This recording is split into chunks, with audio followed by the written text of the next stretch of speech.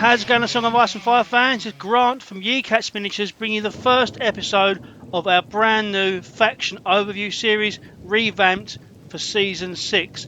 And we're going to start with a big one. We're starting with Mikel, and we're going to go over House Greyjoy. So Mikel recently crowned a Song of Ice and Fire World Champion. How's it going, Mikel? Hey, hello everybody. Yeah, it's been great. Thanks for the cheering and for the congratulations. And here we are, new season, new life. Let's start over again. Yeah, for sure, for sure. I mean, you've always been a big name in House Greyjoy. You were winning with Greyjoys before it was cool to win with Greyjoys, right? Yeah.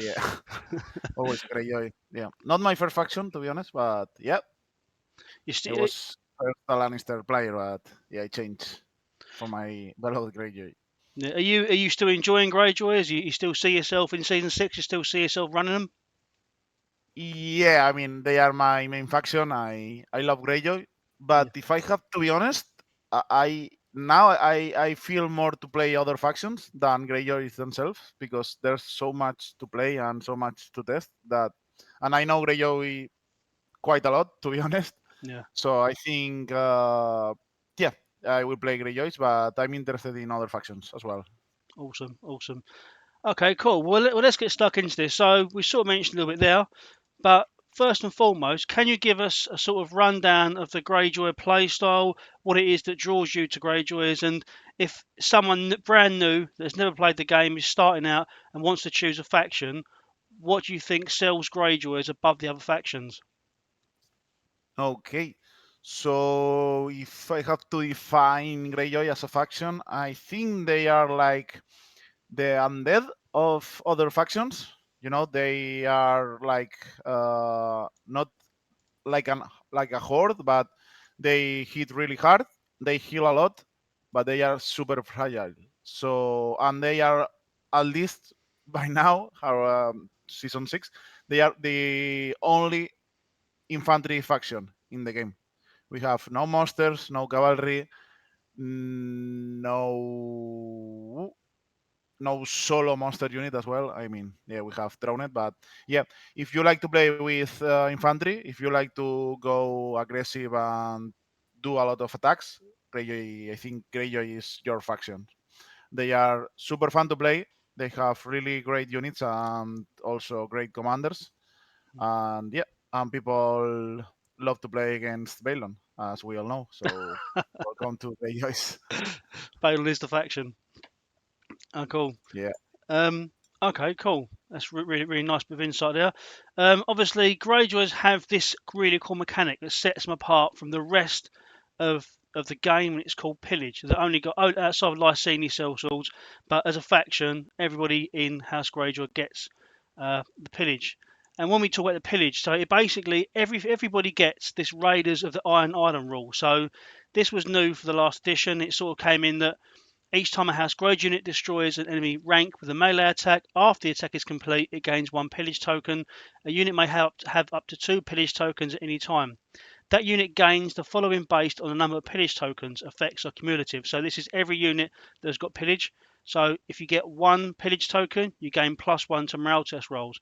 If you gain 2 pillage tokens, you not only get the +1 to morale test rolls, but you also get the +1 attack dice. So that's something that's really cool. And I've got it on screen now. People can see that there's different ways that the pillage mechanic interacts with a faction. So you can use pillage tokens to spend to get stuff on tactic cards for unit abilities. A lot of the time now, Winged House Greyjoy units get 2 pillage tokens that it accesses another ability. For example, the Reaver axes top right on the screen. If this unit has 2 pillage tokens, it may reroll in the attack dice. I'm going to get into it too much. So I'm going to let you sort of jump in a little bit here, Mikel, and sort of talk to us about the pillage mechanic and how you feel it really defines what Greyjoys do. And um, Yeah. Yeah, it's. I think this mechanic is what makes Greyjoy unique. I think yeah, they really nailed it when in season 5. When I think they added here this in season 5 or 4. I don't remember right now. I think it was season 4. yeah, And yeah, I think this is one of the reasons I enjoy playing Greyjoys because this makes our units maybe below the curve on point cost. If they are 5 points without village, maybe they are like 4.5.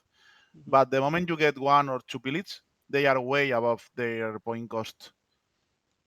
Yeah. So that makes you feel like you are playing like kind of role game when you need to gain stuff or armor or pillage in this case, and you get extra abilities, you get bonuses, not only the +1 moral test rolls and +1 attack dice, which is on his own insane.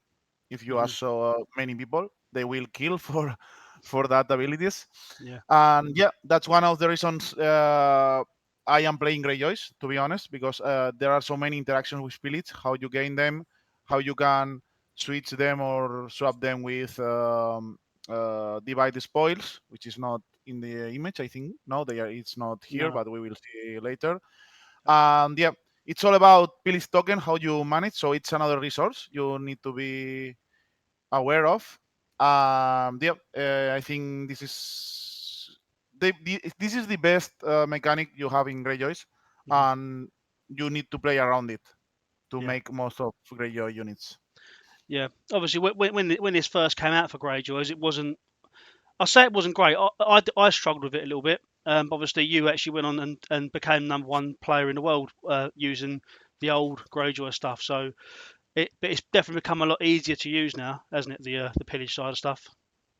Yeah, they also introduce a lot of uh, abilities and mechanics that make you gain Pillage Mm, tokens, because before they were just a few and it was really hard to get Pillage. For example, if you play against Targaryen with dragons, mm, free folk with giants, because you need to remove 1 rank. So if you're playing against low rank units, it's hard to get pillage.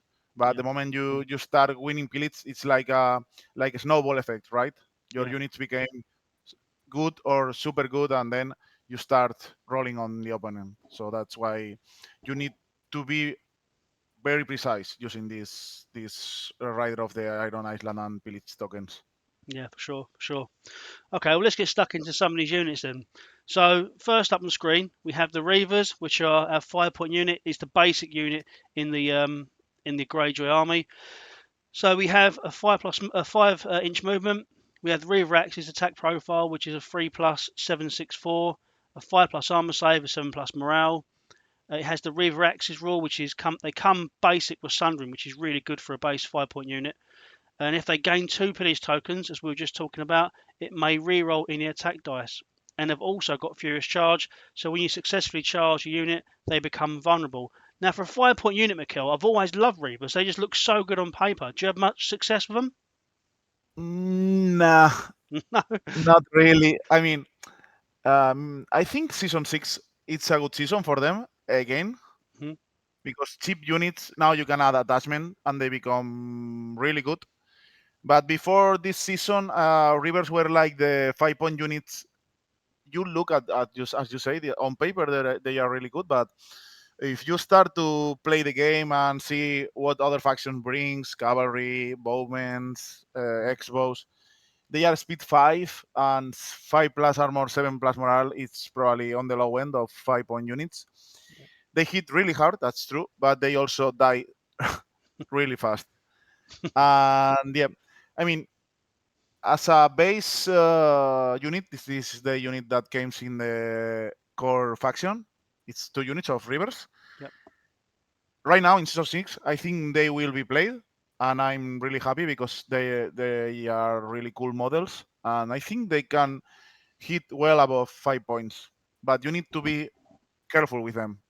They are not meant to use like a brick or like a wall, like an Mhm. anvil, as I would say. Then you need to play them like a flanking unit, or maybe try to get 2 pillage, and then they will start to really shred through armor units, because they become 8-7-5 Mm. and always rerolling with Sundering. So that's super good.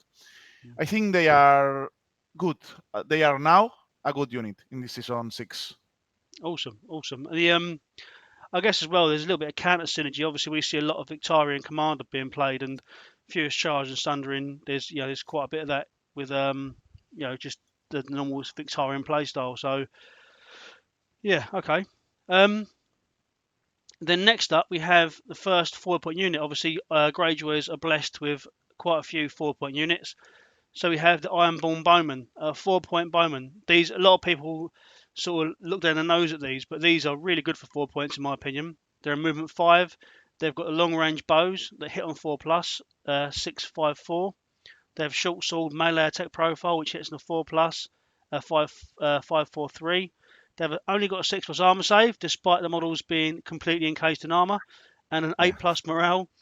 The Ironborn Arrow. So this is where they become a little bit tactical. So if you are shooting into the flank or rear of an enemy, you can re-roll your attack dice on your ranged attack, which is really nice. And they have the order, divide the spoils, which we have just seen changed in Season 6. So this reads, start of any turn, target one friendly House Greyjoy unit in long range. You may remove one pillage token from that unit and then place one pillage token on one other friendly House Greyjoy unit in long range of them. Try and keep your heads into that when you're listening to this faction overview, because this will come up a few times. I'm not going to read it out every single time. So, yeah, try and get stuck into your head. So, Ironborn Bowmen, Mikel, what are we thinking? Yep. Awesome. They are one of the best units. It looks like they are not 6+ armor, 8+ morale. You are going to think what is this guy saying, but yeah, this is the only range utility unit in the game. If you think like that, because they are 4 points, super cheap. Yeah. They do their job perfectly. 4 points, 654. If you get some flanks or rears, they should above average. If not, they are there to be. Remember that they are 12 guns unit, so Mhm. you need to be quite. You need to be spending resources to kill that unit, even though they are 6+, 8+ morale. And now with the new divide spoils, the utility is even greater. So you can start switching pillage from one unit to another unit in long range. Mm, So it's like double long range, right? You target one long range unit, and that unit can switch or swap the pillage token in long range. mm, So yep, and now with the free attachment uh, points, you can add like something like Euron Greyjoy, which we will get it later, or Baylor, for example, mm, and they become really annoying for 4 points. mm. I think everybody will agree that if you have this in your faction, you will play with them 100%. But sorry, guys, they are on Greyjoy, so just be mad and try to kill them. They are easy to kill, but if you play properly and you use movement in your favor, they will be quite hard to kill, or the opponent should must be using a lot of resources. So yeah, great 4 point units. Yeah, yeah, it really is. I mean, I say a few people I spoke to sort of laugh when they look at it being a 4 point range unit. I mean, this is such a good unit for 4 points. I mean, a lot of the times in my gradual list, I'm trying to take two of these just to really get the output and the damage. But yeah, yeah, I really like them. I'm glad you feel the same. That's all good. Next up, we have one of my favourite units in House Greyjoy. Probably not the most optimal unit, but I love the look of them. I love the way they play, especially when I was using Roost Commander. Obviously, we can't do that anymore, but maybe they play well, just as well with Euron. We'll find out. But they're a 6 point unit. They've got a movement 6, so a nice fast unit. They've got the Bardiche 764 hitting on a 3+. They have a 5+ armor save and a 6+ morale. They come with a standard vicious on the Bardiche. The Prey on Fear. Each time an enemy engaged with this unit fails a panic test, this unit restores 2 wounds. And also Reaper's Fervour. So each time this unit performs a melee attack before rolling attack dice, if this unit has 2 pillage tokens, the defender becomes panicked. And if they fail the panic test from the attack, they suffer +1 wound. Obviously, this would stack with something like Intimidating Presence to really push through the panic damage. I really love this unit, Mikel. So please tell me I'm right. You are right. I, in my opinion, I think they are top 3 best sculpts in the game. Yeah, And I've talked with a lot of people, and they think almost the same. yeah, Aside from that, I think this is the unit I enjoy playing the most right now, because I was when they have been reworked so many times, and I was a real hater of this unit. But when you start adding things, playing radio cards, adding attachments. This unit for 6 points, they hit like a truck, Yeah. and they are super fast. 6+ movement is huge. Hmm. As I always said, I think movement is the most important thing in this game, Yeah. and that 6+ inches makes the difference in many ways. They are on 3+, 764, which is great as well. Yeah. 5+ armor is not so good, and 6+ morale not. But again, if we take into account that they can get one pillage, so it's 5/5. So 5/5 it's quite nice, Hmm. and the ability is awesome. So it's perfect combo with two pillage Yeah. because you can get through more damage. You can heal yourself with Prey on Fear, and you are always dealing vicious with Panic Token is way better than the Panic Token with Vicious. Statistically speaking, it's way better than, for example, Vicious and Intimidating Presence alone. Hmm. That Panic Token really makes a difference, and they can do a lot of damage if you bring like Ramsey Rick attachment, Euron Commander, as you said. Hmm. They are a menace. Yeah. So, yeah, 100% please play these boys, paint them, and go make your enemies run away with them. Yeah. Yeah. I'm so glad that you're so positive about them because I love playing them. I just think they're just is nothing better than the face of your enemy as you fail that panic test and take 4 wounds from it. It's crazy. It's Yep. it's a beautiful thing. Cool. Okay. Next up, well, that's extremely offensive unit. We've now got an extremely defensive unit with the Ironmakers, one of the earlier um, units to be released for Greyjoys on their release. And again, the sculpts are incredible. I mean, we can sit and talk all day, Mikel, about the sculpts of Greyjoys. So I think Greyjoys have got some of the greatest sculpts in the game. Yeah. But Ironmakers just look like dwarves with just massive hammers, massive. But we'll get into the rules because that's why we're here. So a 7 point unit, so quite a pricey unit. But so for 7 points, we get a 5 inch movement. We get the Great Hammer rule, which is a 755 hitting on a 3+.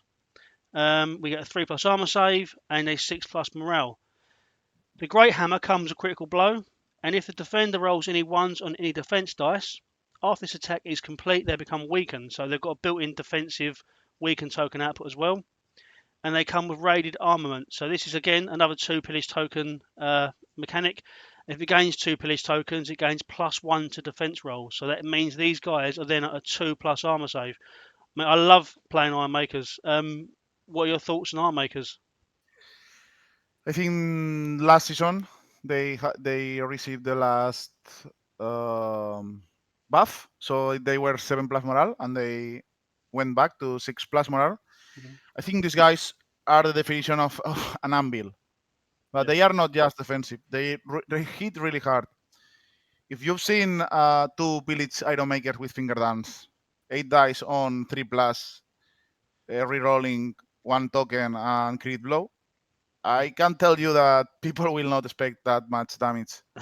And on top of that, they can become the best defensive infantry unit in the game. So that's 2+ armor save, 5+ morale. Not taking into account that you can add something like an attachment to make them even deadlier or more defensive. Mm. And I think these Iron Makers now they are a perfect infantry unit. It's hard to fit them into list. It depends on your playstyle and which commander do you want to play with them. They Hmm. are not like a staple unit in all commanders, but they have their place and they really hold their own for 7 points. So I think people is not used to play against them, but I will recommend to test at least them sometimes with several commanders and attachment, and then you will see how these guys rocks. These guys rocks on the table, and yeah, as you said, their sculpts are also really great with all those armors, fures, and Yeah. the banner. The banner is also really great. Yeah. Yeah. So yeah, So, do you think then, just a question, do you think that with the season 6 update, with the extra points for attachments, are we more likely to see 7 point infantry units now? yeah, I Yeah. think they can be your seven. If it depends on you if you are playing 5-3 or 4-3. Yeah. But I think these guys can be played in both of them. And yeah, they will never disappoint you Awesome. unless you roll terrible or I don't know, uh, something wrong happens. But even if, for example, if they blank you, there are a lot of losing abilities right now in the game. Yeah. Even though you are a 3+, 6+, which is solid. And remember that if you get blanked or you lose all your abilities, a rider of the Iron Born, it's not gone. So you can still be 3+, 5+. Yeah. Yeah. So yeah, these guys are worth 7 points right now, in my opinion. Awesome. Awesome. Okay, cool. So going from this unit to a cheaper defensive unit. So for 4 points, we've got Ironborn Trappers now. So these are your 4 point defensive unit. So these guys have movement to 6, another fast unit. They get barbed pikes, which is a 4+ to hit on a 6/5/4, a 6+ armor save, and 8+ morale. So really bad morale. But they come with the Order Trapper's Tool. So start of any turn, target one enemy in short range and line of sight of this unit. They become vulnerable or weakened. If this unit has 2 Pillage tokens, they become both instead. And it also comes with Disrupt. So enemies engaged with this unit suffer -1 to hit. And it's important to remember for newer players out there that you only have to be engaged with this unit. So you could be engaged with this unit and trying to attack somebody else, you will still gain the -1 to hit from Disrupt. But for 4 points though, Mikel, Ironborn Trappers, what are we saying? Yep, last season they were probably our worst unit, to be honest, because they look. I mean, they are super weak in terms of stats. 6+, 8+ is super weak, but um, dealing tokens or putting vulnerable and weaken is super strong. And if you combine that with disrupt, they are harder to take down.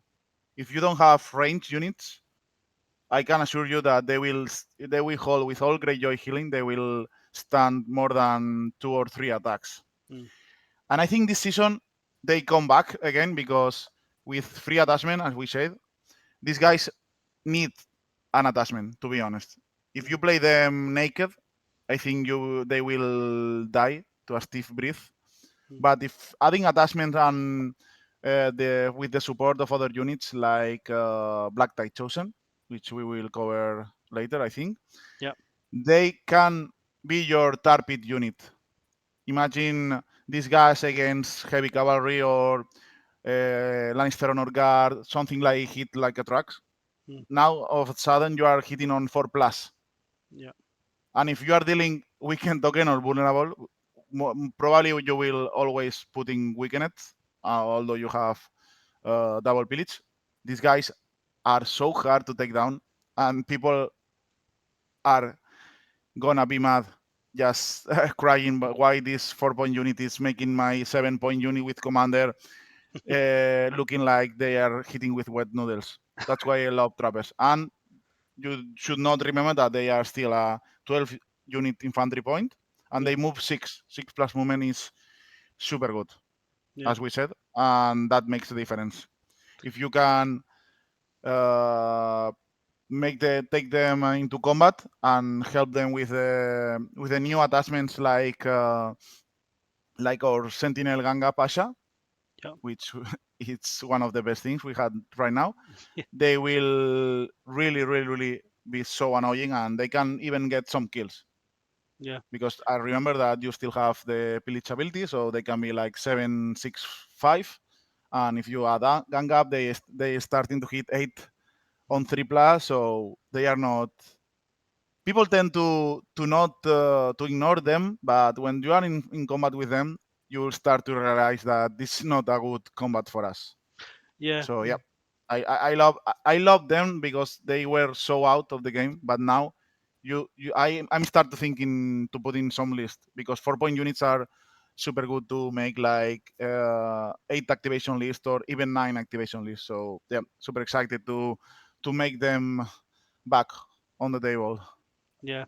I mean, I recently see a tournament where a unit of Ironborn Trappers with a specific attachment in the Drowned Prophet had Yeah. Mag the Mighty just tied up for half the game because of the Oh healer my god. mechanics in in Greyjoys. They just kept going back, and Mag just couldn't put enough wounds out because of the disrupt to make a dent in it. But yeah, as you say, for a 4-point unit, that's going to frustrate people badly because if you're holding Mag up, Mag being Mag you've still recently been quite an expensive purchase unless you don't use your attachments. But it's bad for people to be stuck on a 4-point unit.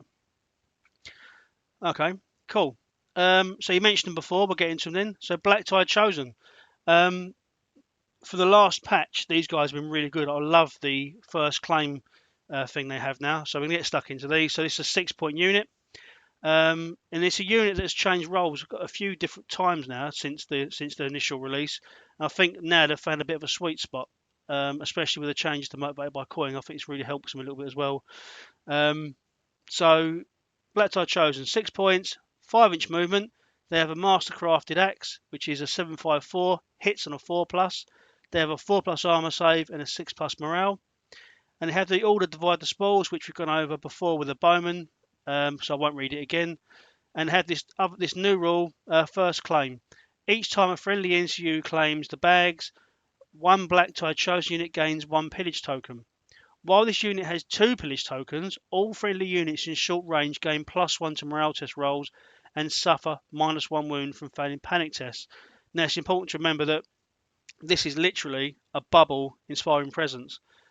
So really is decent for the Greyjoy playstyle. But I'll let you get into these guys, Mikel, because I think they're really quite good now.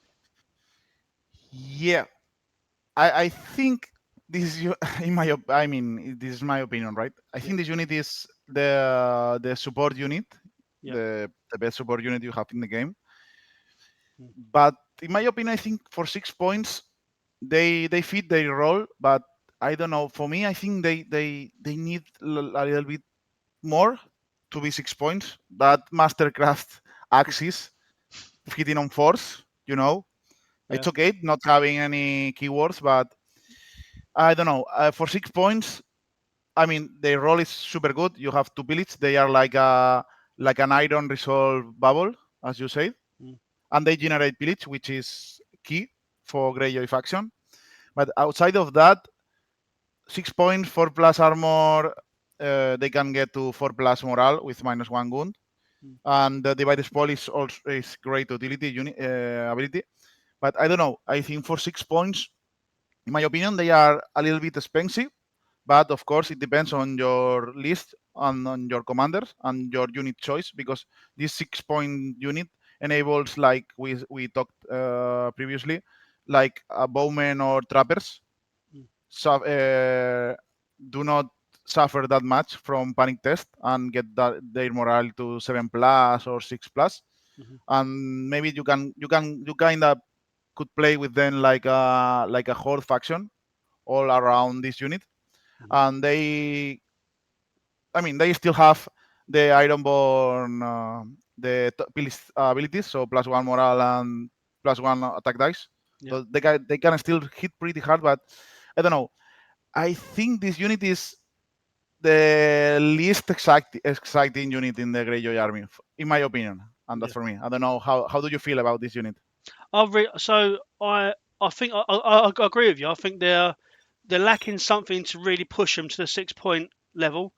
I really like first claim. First claim for me, combined with Asha NCU, plus Mhm. the Tuggers, basically makes the morale just impenetrable. But I think I agree with you. I think for 6 points, I'd like to see something else. We've set they used to hit on 3s, didn't they? And then they got moved up to 4s. Yeah, he don't finish. But Yeah, they were 7 points, I think, before, so they were even even worse. yeah. But yeah, Maybe I think if this unit went to 5 points, yeah, I don't know. I mean, they are also movement fight, so maybe at 5 points you will see them more. At 6, they are, in my opinion, a little bit overcost. But I mean, that's just my opinion. But yeah, mm, they are still playable, right? That's what we want. We don't want a trash unit or an employer unit, and these are not, like, for example, Lannisport City Watch, right? yeah, Which yeah, no one has ever seen ever on the table. So not at that level, but yeah. yeah, yeah. No, I agree. I think I think at 5 points, potentially, I think that they would fill a different role because you get like the a 5 point support unit. I mean, we're going to see another 5 point unit. I know you're a massive fan of later on in Yeah, the video, but I think for 5 points they'd be okay for 5 points. I'll definitely take them. But yeah, as you say, they're playable, and that's what we want with your toys. They're playable. You might not see them in the super ultra competitive scene, but at least it gives you a chance to play with something different, right? yeah, 100%. Right. So that's the Blacktyde Chosen. Let's get into the Drowned Men. Drowned Men again have had a couple of revisions since release.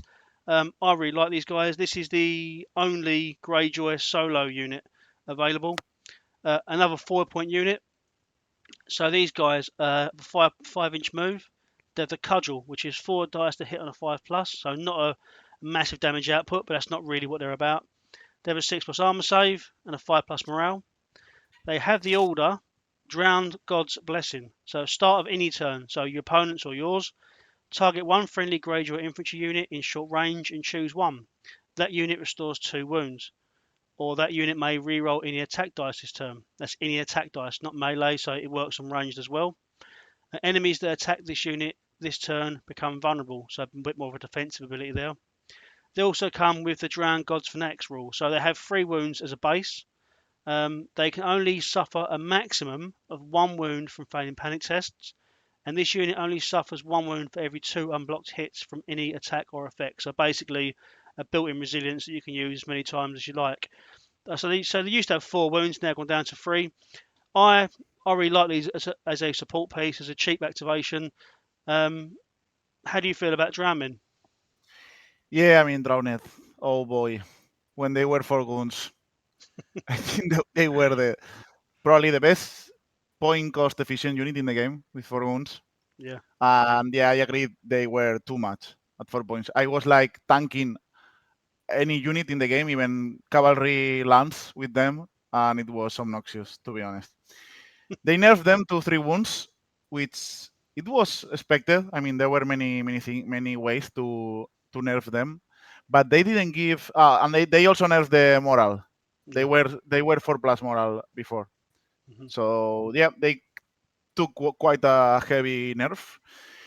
As they stand right now, they are completely a super unit. That's their role. Don't expect that much from them. I mean, they are there just to heal, maybe get some rerolls. Yeah, that third option in his order. The only way I think I have used them like 2 or 3 times, and the only window you should use this is in the last turn of your enemy, and there are no more starve turns. Yeah. You should just target this unit if they are going to be attacked, because this also works on range. So don't forget that you can maybe put a vulnerable if it's the last activation of your opponent's round. So yeah, don't forget you can use that. Yeah. But yeah, I mean they are small. They are, as we said, the only solo trait we have. So they fit quite well, and they do not block that much on your other infantry units. Hmm. But you need to be very careful because with 3 wounds they die quite fast. Even Yeah. a regular direwolf with 4 attacks, Mm. if they hit all 4 attacks, you are saving on sixes. And if you fail the panic test, which is possible, you will die. Hmm. So range unit, danger, direwolves danger. I mean everything, everything can kill them quite fast. So you should always protect them and hide them between your units and try to charge block and do not allow them to come closer.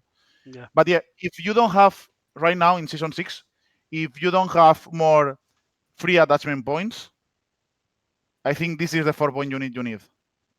Yeah. If you have free attachment points, you can bring bowmen with attachments or trappers with attachment are much better value than drowned.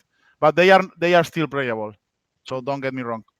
I would maybe if they give them like 6+ movement, like they did with Friedman, Yeah. or maybe one more attack or hitting on force. I don't know, something like will incentivize you to play them. Mm. But as they stand right now, I think they got indirect nerfs. in this season. Hmm. So they are worse than last season. Yeah, yeah, That's my take on these guys right now. yeah. I can definitely see that. Obviously, the difference between these guys as well, and between because often they're sort of likened to freemen, but obviously these guys can take objectives where freemen can't, so that's a bit of a bonus for these guys. Um, but yeah. Again, great sculpts, and it's your only solo model. So if you fancy painting something, and you can't be bothered to paint 12 models, paint unit of Dramin. Why not? Yeah, I mean they are still 4 points, so they are great to fit in your last 4 points. Hmm, cool. Okay. Next up, we have the Silence Men. Um, Quite a big unit for House Greyjoy. They're another 7 point infantry unit. They have a movement of 6. They have the Grey Tax, which is a 7/6/5 attack profile, hitting on a 3+. They have a 5+ armor save. They have a 6+ morale. And the Great Axe rule comes with Sundering as standard, but with the additional benefit of if they gain 2 pillage tokens, enemies suffer an additional -1 to defense dice roll. So once these guys are fully pillaged up, they've got super Sundering, so their Yeah, attacks are a -2 to save. They come with Dauntless, which is a bit of inbuilt healing. So each time this unit passes a morale test, they restore 1 wound. And they come with the Silence's Infamy. If this unit has 2 pillage tokens, enemies in short range suffer -1 to morale test roll. So this is first time we see this in House Greyjoy. I think potentially might be the only time we see it, where by getting 2 pillage tokens, it activates 2 separate abilities. Silence Men, great sculpts. I think they're a great unit. What's your take on the Silence Men? yep. Salesmen. Oh boy. I mean they were in the era of the Golden Company Swordsmen. Yeah, I think they were the only 7 point infantry unit that could go toe to toe with those Golden Company Swordsmen with adaptive style. They got quite a nerf, to be honest, but I mean they deserve it because they were insane, totally insane. Right now, I think I'm laughing about this unit because, as you know, I was playing against big guy Cruelion, yeah, which is I think it's right now the number one player, rated player, and we were playing the quarterfinals, and he loves Silence Men. I love them as well, but not as much. And with Victarion, I think there's always a chance to put Victarion on these guys. yeah, And I prefer to put Victarion on Iron Victory Crew, which is, I mean, it's the synergy is right there. yeah. But yeah, I think this is the definition of a fast glass cannon. Hmm. If you want to hit hard, really hard, and be fast, and on top of that, you can add like a moral. Remember that the Silence Infamy it's short range for moral test, Yeah. which is super good. You can combo it with shooting with bowmen, attacking with other units, intimidating presence, vicious. Mm. Yeah, which is the problem? The problem is that they are a 5+6+ unit, Yeah. even though they have downless. Don't be too reckless with them because they die fast. They die really fast against cavalry and range units, even infantry units. Something with crit blow Hmm. will scare you Yeah. a lot. Yeah. But Yeah. yeah, they are the best grinding unit in my opinion. If you have to pillage, that's super sundering. If you are 3+ armor save or 4+ armor save, you are suddenly on 5+6+ with cards like Finger Dance, Mm. Kraken's Wrath, they will punch through everything. So yeah, this is your super glass cannon fast unit. You should play accordingly with that. You should not make them take too many hits because they will not hold their own. Yeah. So what do you think? And they are 7 point unit. So you are paying premium for this unit. Yeah. So you should know how you should limit test these guys. Yeah. Yeah. Yeah. And so that movement 6 to makes them really fast, so you can really get them to where you need them to be. But you need to. I think that is the issue with them is that because they're so fast, that newer players really try and take advantage of the speed and push them up quickly. But if they're caught on their own, then they can really be dented, which is 7 points, a lot to lose early in the game. Yeah. Cool. Okay. But and the models are super cool. Yeah, you were right. Yeah, mate. To be fair, a 5+ armor save, I figure it'd be less than that because literally all they've got on is just this leather armor and a cloak, and the rest of it's just naked. It's Yeah. scary men, scary men. Cool. Okay. Next up, we have a last 5-point unit, I think. You ran a couple of units of these in one of your World Cup lists, so I'm sure we're going to get some really cool insight on these. A relatively newish unit, only been out for a year and a half or so, but the Stony Shore Pillagers. So we've got a movement 5. They come with a pole spear, a 4+ to hit was 754, a 4+ armor save, and a 6+ morale. So quite a decent defensive profile, especially when we start looking at pillage tokens. They come with the order Scavenge. So after an enemy completes completes an attack on this unit, it gains 1 pillage token. So this is what you're saying about getting these pillage tokens early, right? Yeah. And Abundant Promises. So this is their attack ability. So they get precision, which is basic. And after completing a melee attack, remove any number of pillage tokens from this unit. For each token removed, this unit restores 2 wounds. So remember, they can have 2. You can literally heal back a rank. 5-point Stony Shore Pillagers, Mikel. What are we saying? Here we are. Oh boy. I think this is point by point the best Greyjoy unit we have right now. 100%. Hot take. You have healing. You have pillage generation. 4+ armor, which is premium for Greyjoys. Yeah. 6+ morale for a 5-point unit, and remember we will get that pillage, so we start to get 4+, 5+, which is also like a 6 or 7 point stat wise profile. They hit on force, that's fine. I mean they move 5, that's fine. I mean we can't ask much for that, but they have precision, which is a keyword that people underestimate. And when on 4+, the if you are hitting on 4+, precision gets better because you are always trying to roll higher numbers, right? Like 4, 5, 6. Yeah. So they will always get through some goons, and then the healing ability, it's insane because, as you said, if you are at 1 rank and you have 2 pillage, and somehow you remove 2 ranks from the enemy unit, it's the same trigger as the pillage generation. So you can first spend those 2 pillage, get back 4 goons, and then get back those 2 pillage you have just used. Yeah. Wow. So then you start to see how many combinations, how many combos you can get with this unit, and being able to generate a pillage when you are attacked. That's probably the best you can ask for a unit. Because if you don't have any pillage generations and you are playing against, as we say, Targaryen giants, these guys will be your pillage battery. Yeah.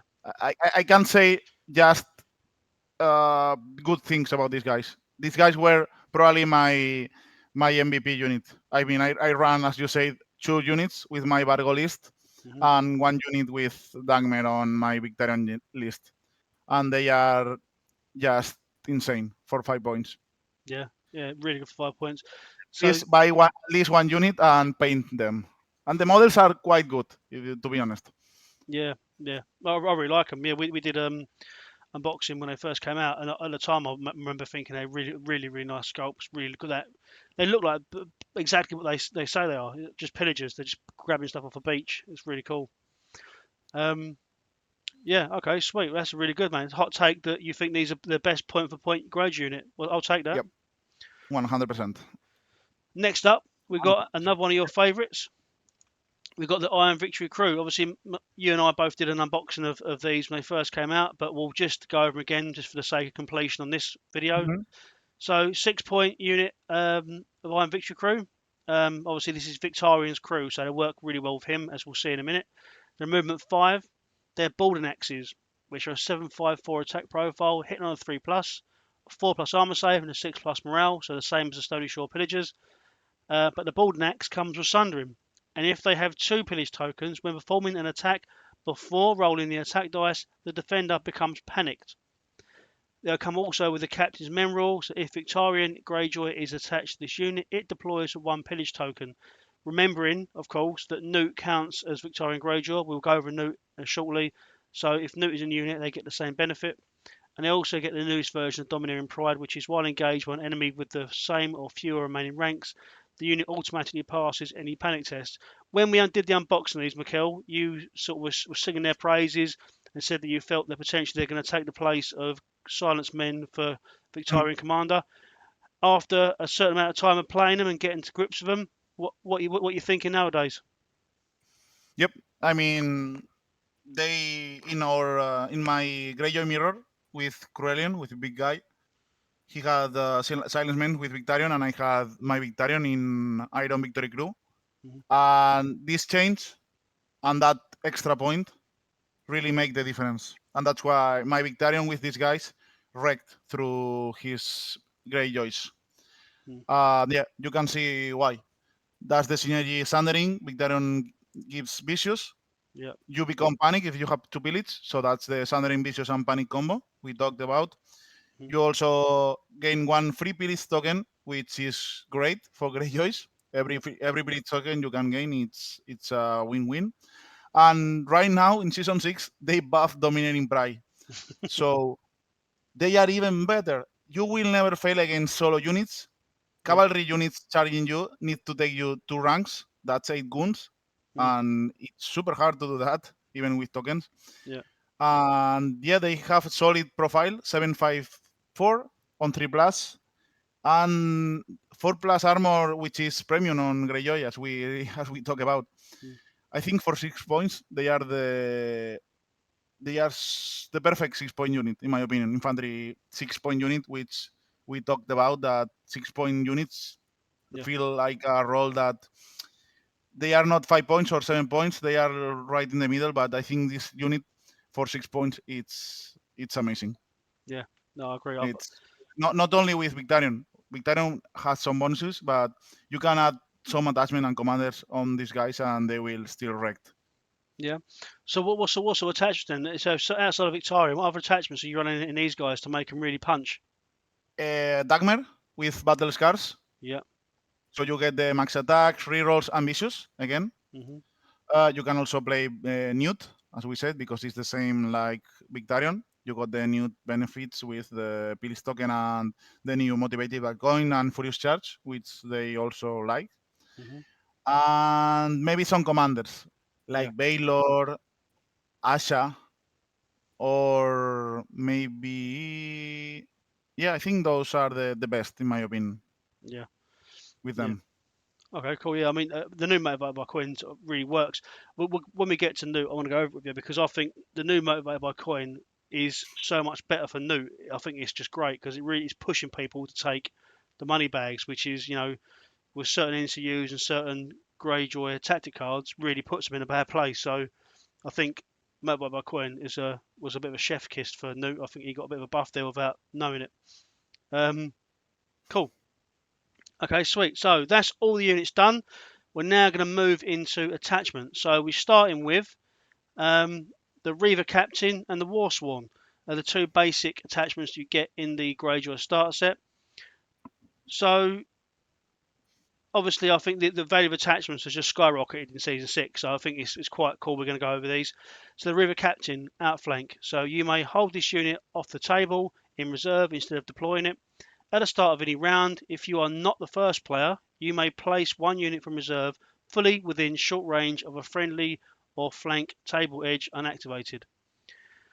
Also comes with the caveat that your army may only include up to 2 Reaver Captains. This attachment may only be attached to Greyjoy units but ignores the usual attachment limits.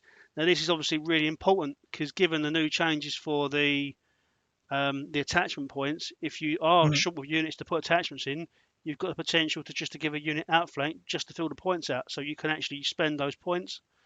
And obviously the Warsworn comes with Fuel by Slaughter. Fuel by Slaughter is an amazing rule that we always know really well.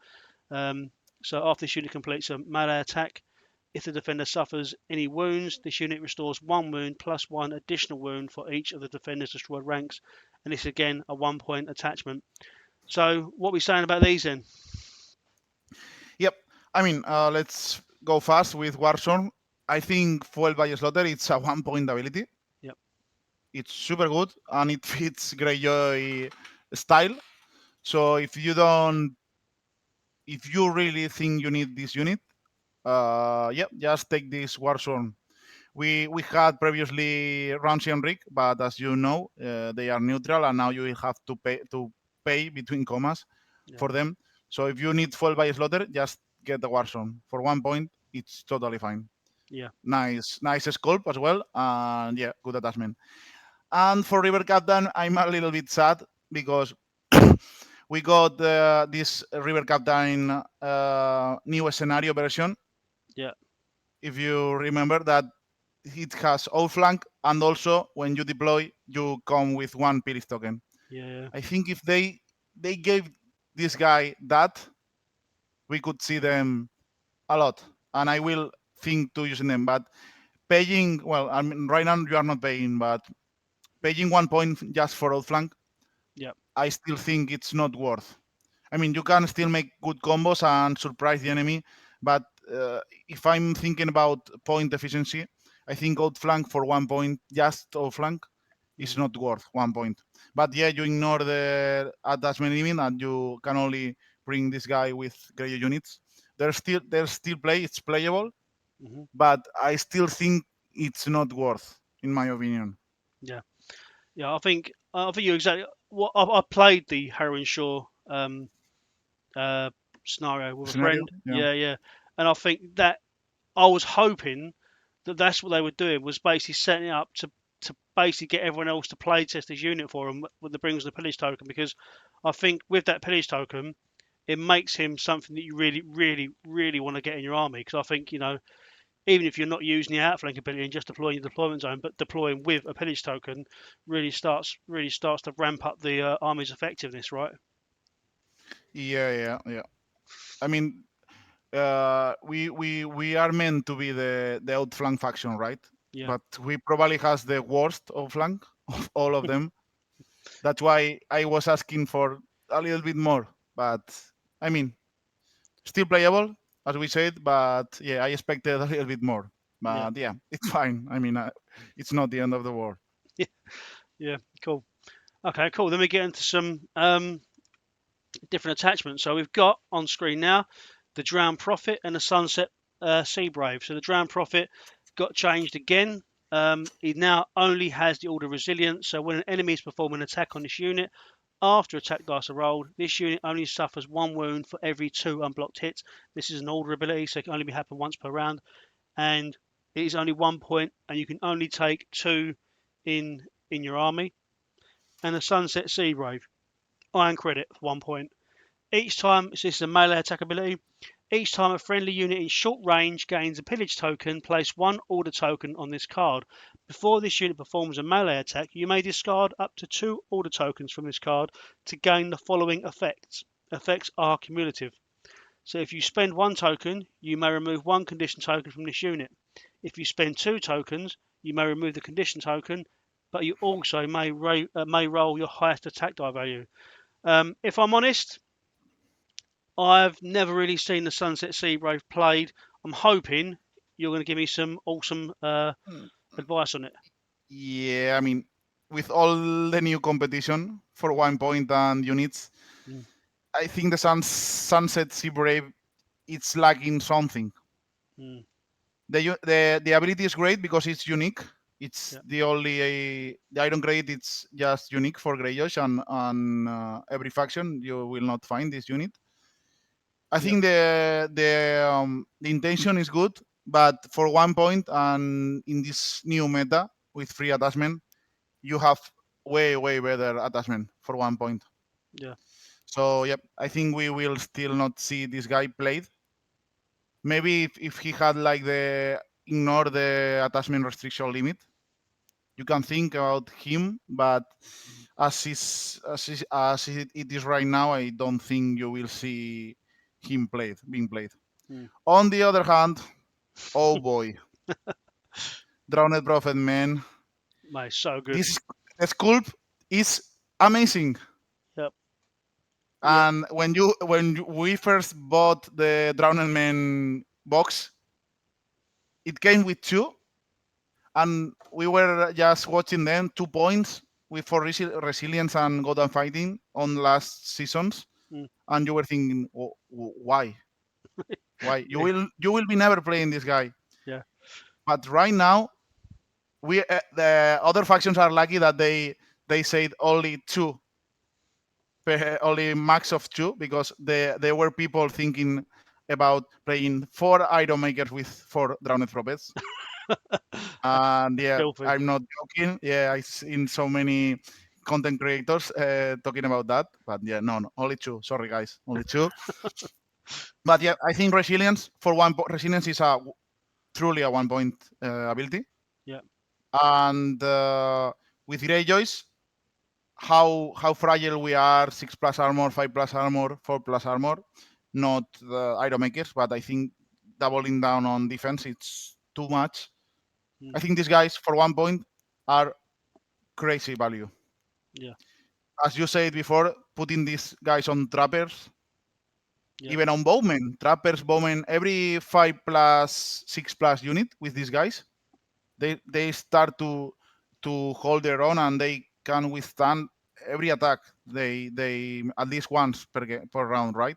Yeah. Yeah. And yeah, it's just value, full full value with these guys. So I 100% try them. Yeah. I think that is really where the drowned the drowned men sort of have lost a bit of value now, because this guy is 1 point, and we got 4 points of free attachments, as you said about when we got to drowned men. Putting this guy in trappers, or putting this guy in a unit, really just makes them a 12 wound version of those drowned men, which is a fortune for the drowned men, but really cool for Greyjoys. Yep, yep. So yep, give it a try. Yeah, you will love it. Cool. So next up, we're going to keep it in the family now. We've got Victarion Greyjoy attachment and Theon Greyjoy attachment. So Victarion Greyjoy, Master of the Iron Victory. He comes with Furious Charge. Enemy successfully charged with this unit become vulnerable. Always nice. And he comes with Relentless. After this unit is attacked, this unit may perform one melee attack action. And he comes in at 2 points. Theon Greyjoy Kinslayer. Order. Reckless Heroism. When this unit performs a charge, before resolving the action, this unit suffers D3 wounds, but counts as rolling a 6 on all charge distance dice. And it also comes with the melee ability Swift Strike. After this attack is completed, this unit may perform one retreat action. Um, both really nice attachments. I think Victarion. I think I know what you're going to say about Victarion, that he's overshadowed by his commander version. But um, what do you think of these two attachments? Yeah, I mean Victarion right now with the 4 point attachment. Victarion is still the worst relentless attachment in the game, in Yeah. my opinion, which is quite sad. They could add like one more ability, Hmm. but yeah, 2 points for those two abilities. I think it's too much, right? Mm. I mean, it's playable because you put him in Iron Victory Crew, so you get the Pillage token and the Furious Charge, and whenever you are attacked, you can attack back again.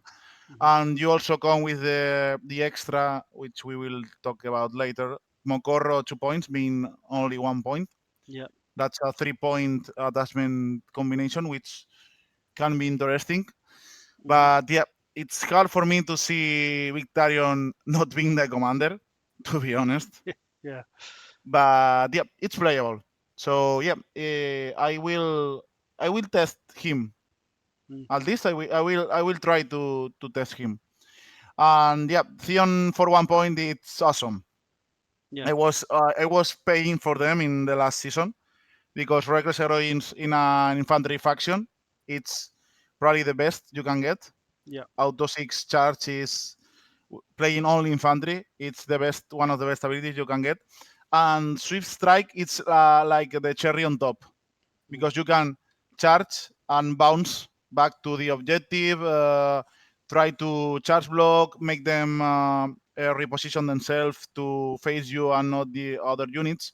So yeah, Theon 1 point it's also great value, and yeah, it's one of the 1 point attachment you should consider in your list building. So yeah, great attachment.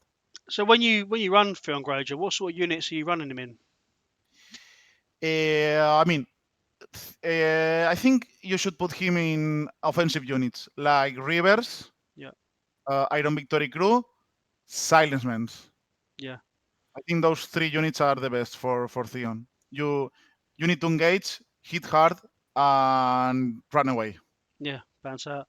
Yeah, I guess yeah, because you think with Science Men that the threat range is 12 inches, which is scary, Yep. scary, scary, scary And times. this attachment works wonders with Iron NCU for the double healing, even triple healing, because you can heal up, you can heal after you roll the reckless heroines, Yeah, and you heal then if you remove ranks, and then from the retreat. So yeah, that's like 3-4 wounds healing just nice, from one attack.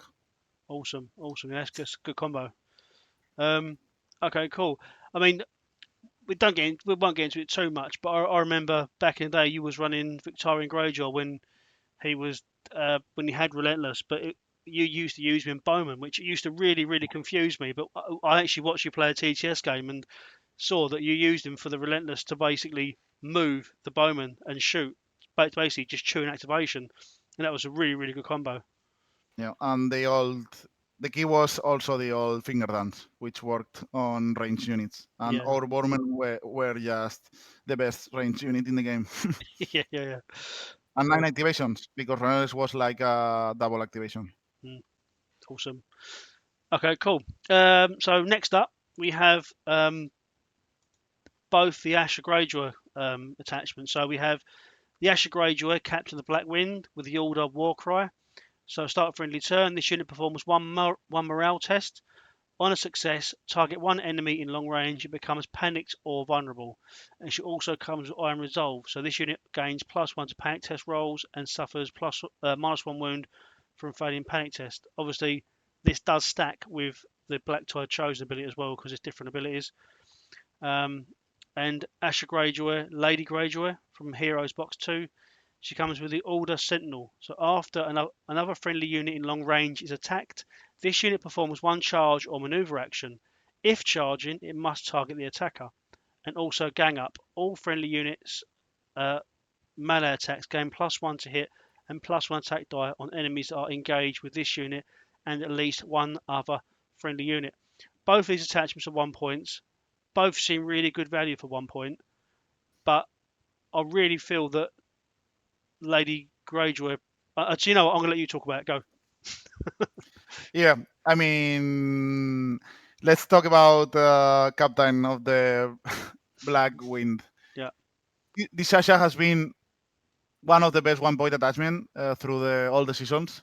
yeah, Uh, she get nerfed with the Warcry change, or no more panic and vulnerable. I mean, it was obvious they were going to nerf that. And Iron Resolve is a great ability for Greyjoy units because we have low morale, and this helps the survivability of the unit. And on top of that, you can combo this 1 point attachment with Carl, which brings Spare Duelist, which yeah, is a good ability for 1 point. And yeah, that combo was nice. And you can also bring Asha Commander with Carl 1 point, so Asha was free because she was the commander. hmm And yeah, this attachment had been used a lot by me, and I really love the way we play with Asha because the panic and vulnerable are really valuable, and I don't survive well. But oh boy, this is what I we were asking so many seasons, and a lot of Greyjoy players were just craving for this, and here we have. mm, This is probably the best attachment for 1 point in Greyjoy army. yeah. No question at all. Right now, this is the backbone of Greyjoy army, in my opinion. Oh, really? Wow. If you don't bring this attachment in your army, you are literally playing a worse uh, list, in my opinion. Yeah. I think this Asha, it's what's going to help us to play against mobile armies, range armies, Yeah. any kind of trick with movement. Without Sentinel, Greyjoys are like a like a toddler. You know, you are Yeah. just moving moving front. Yeah, yeah, let's go, reach them. But without Sentinel and with no cavalry in build of faction, we are a low mobile faction, right? Yeah. With this, just with Sentinel, for 1 point, I will play her. But on top of that, you get gang up, Hmm. which is insane if you think about the Greyjoy abilities and attack dice, because we also get the pillage +1 dice. You can get +2 dice and +1 to hit. Yeah. Suddenly you start to roll like 9, even 10 dice Yeah. on 2 plus. So what more can you ask? Yeah, you can ask for more. You can also bring Carl 1 point Yeah. with this Asha. Yeah. So you can literally one shot people with Carl and gang up and Sentinel in one go. Yeah. So just eh, everything can be covered by Sentinel. You can put this Asha on almost every unit, and not maybe not archers, but every other infantry melee unit will be great with Asha. So that's how important this change is for Greyjoy in season 6. Yeah. And Well. I think this is the best of the best we have right now in Greyjoys. Yeah. Well. That's Which is awesome. sad. Which is sad because this is an Asha version, and Asha Commander and Asha NCU and Asha Captain of the Black Wind gets overshadowed by this version of Asha. So that's the if I had to say something bad about this attachment is that it has other 3 versions that you will probably not be playing that much. Yeah. I mean, it's amazing to hear you so positive about the attachment because I really like it as well. So just for people that obviously are just getting started into the game that might not understand why this makes um, Greyjoys a lot better against cavalry, can you just explain to them why the Sentinel makes them so much better if you're playing against cavalry and why this is the answer to it? Yep. I mean, Sentinel, as we read, when another friendly unit in long range is attacked, so long range is quite big. You can cover almost every infantry tray you have. Hmm. You can make a charge, which is not the most used from this unit, but you can do a maneuver. Yeah. So that's the key point. You can maneuver yourself after the attack, and then it's your turn.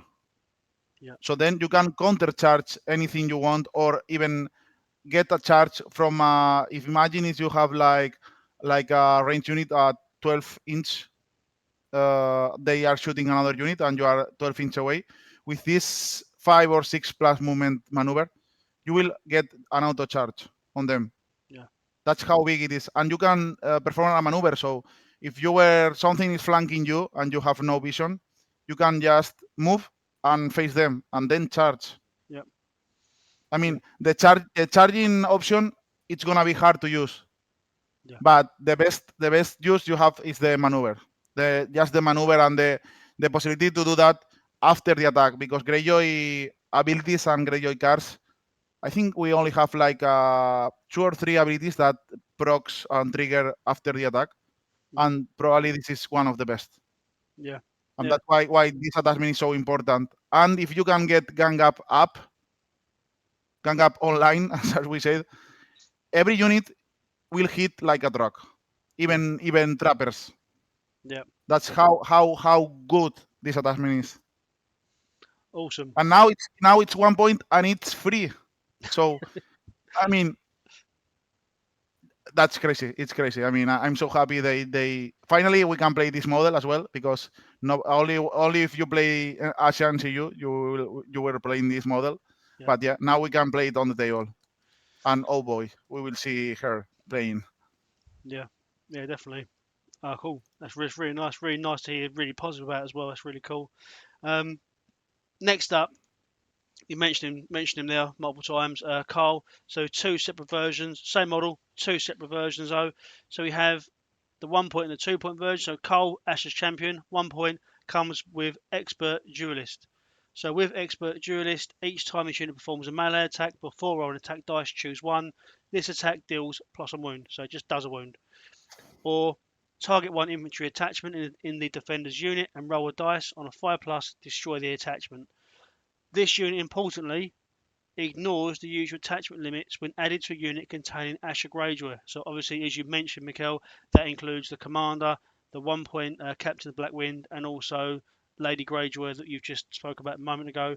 So multiple different ways to use Carl as a 1 point attachment that ignores attachment restrictions. And Hmm.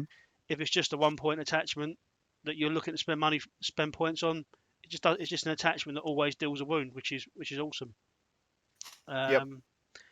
A 2 point version has the same rule, but also comes with Stalwart, so it gives the unit +2 to morale test rolls. But this comes in at 2 points and doesn't ignore attachment restrictions. So yeah, what were your thoughts on Carl? Yeah, I mean, I think Expert Duelist is fine, 1 point ability, and more so if this is the attachment patch, right? Yeah, So Expert Duelist goes up in value, even though it's on 5+. If you find some amazing attachment, which every faction got great attachments, you may take the 5+ roll, and if you kill them, you are super happy. If you don't, well, that's okay. mm, But I think you will almost always pick the one wound, and dealing always one wound, it's great on its own. yeah, And yeah, you can combine that with the other Asha version, so that's why this attachment is great. On the other hand, I think this card for 2 points. I mean, I don't think Stalwart is on his own like a 1 point ability. It's super good, but 2 points on in this new season 6 attachment version, I think it's too much. yeah, It's still playable, but 2 points, it's half of what you are giving for. And yeah, I mean, you can put it, it has to be on his own. And yeah, I mean, eh, I don't know. Still playable, of course. You can get that +2 moral is good for Greyjoy units, but as we said, I prefer to spawn 2 1 points yeah, like the combo we mentioned before, Sentinel, Gang Up, and Spare Duelist for 2 points, yeah, than Spare Duelist and Stalwart for 2 points. That's just basic math. So, mhm, yeah, I mean, you can still test it, but I think the 1 point version is way better with Asha version. So yeah, yeah. it's always nice to have in a good Spare Duelist because oh boy, there are a lot of great attachments out there. Mm. Would you think? So if you had the choice, then, so if you could have Carl Asher's champion for 1 point that ignores attachment restrictions but just comes with expert duelist, or 1 point for Carl the maid that comes with expert duelist and stalwart but doesn't ignore attachment restrictions, would you? If Carl Lemay was 1 point, Yeah, 100%. I yeah, think for 1 point, that attachment would be amazing as well yeah, because that +2 moral it's huge on Greyjoy. yeah, And yeah, for example, you could put this Carl on Trappers, and suddenly they are a 6/6, mm, and they are always dealing a wound, and for 4 points, they are doing more than they should with for 4 points. yeah, But yeah, 2 points is like we said, it's too much. yeah, yeah, It's too much. It's too much if you compare with the combination from Carl and Asha. yeah, definitely. Okay then, cool. Let's look at some other attachments. So let's look at some 1 point attachments. So we've got a plethora of awesome attachments here, Mikel. We've got Newt the Barber, who has got the Victarion's Vassal innate ability, so this cannot be turned off with anything in the game. He's always Victarion's Vassal. So this model counts as Victarion Greyjoy for all abilities and effects. And he comes with Furious Charge. Enemies successfully charged with this unit become vulnerable. And he's got the new version of Motivated by Coin. So while your opponent does not control money bags, when performing the melee attack, this unit may re-roll melee attack dice, and when this unit activates, it may restore one wound. Then we have the new version of Euron Greyjoy, the Crow's Eye. Comes with order, strange relics. When this unit activates, they suffer a wound. Target one enemy in long range. They gain one condition token. And he comes with poison gifts. If this unit is a House Greyjoy unit, it deploys with two pillage tokens. So you just get both pillage tokens as soon as you're deployed. At the start of the round of round 3, they become panicked, vulnerable, and weakened. So this has changed from the last version. So now he, instead of taking wounds, he's just becomes gets the 3 tokens, which I personally think I much prefer. But we'll get around to conversation on it in a minute. And Dagmar Cleftjaw, 1 point, battle scars. Each time each unit performs a melee attack, before rolling attack dice, choose 1. For each destroyed rank in this unit, choose +1. So you always get to choose one of these, and you get an additional 1 for each destroyed rank. So vicious, reroll any attack dice, and roll your highest attack die value. So let's talk about Newt. Yep. So yep, motivated by going change, global change. Mm. I mean, I understand why they did that because Bron was having wrecked with all those free attacks, and they wanted to move on from those free attack actions. So I understand why they did that. I think the ability now it's okay.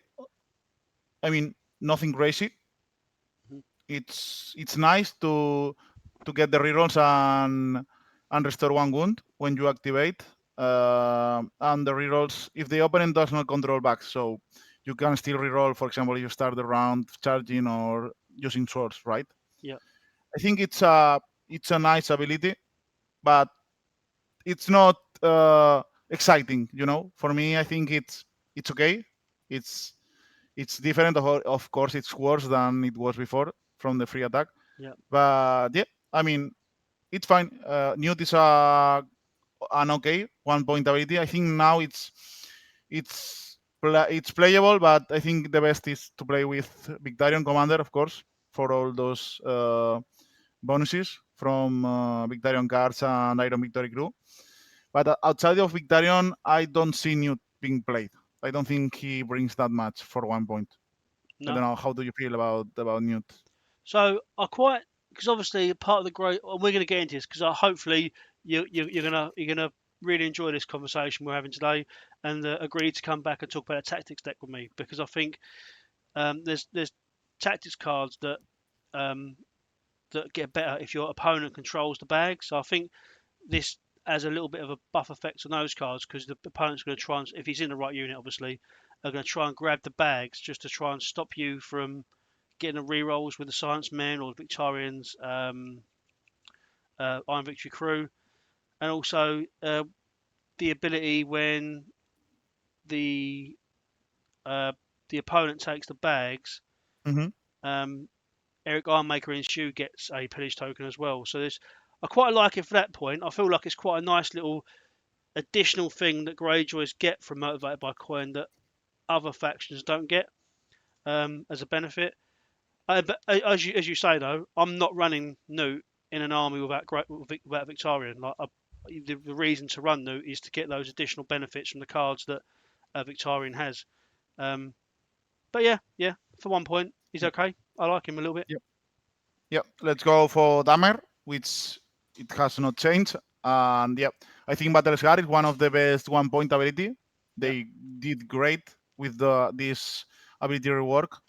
And yep, it was great for melee specialty infantry faction like Greyjoys. yeah, Put him on Pillagers, uh, Reavers, Ironmakers, Silence Men, even Blacktyde Chosen, not Reapers because you are overlapping vicious, hmm and they will hit wherever you want, and it doesn't matter if you are at 1 ranks, you get all the benefits. So yeah, with Dagmer, all your units will hit like a truck. So it's a great 1 point attachment.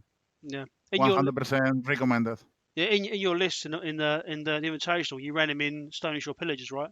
Yep, yep. Yeah, nice. And the combo it's insane, as you may think, because you got the vicious and precision right now, rerolling, which is something you need for a in a 4+4+ hitting unit, Yeah, and highest attack value.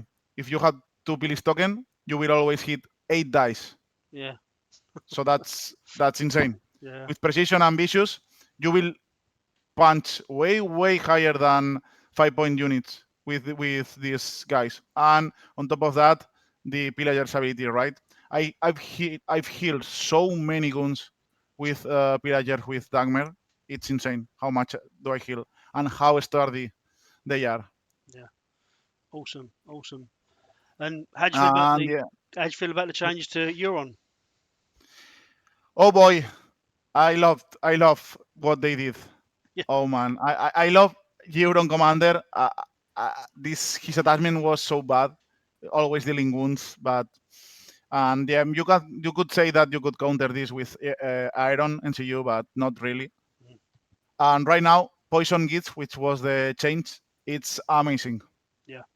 I mean, two free billets, it's something that you should be considering, and it's more valuable than 1 point in my opinion. And at start of round 3, you get the rainbow tokens, which is fair Yeah. for two billets. And on top of that, you have strength relics, which is when you activate one wound, you can deal one condition token, which on his own it's great. For Yeah. 1 point, this attachment is just value Yeah. all around, 100%.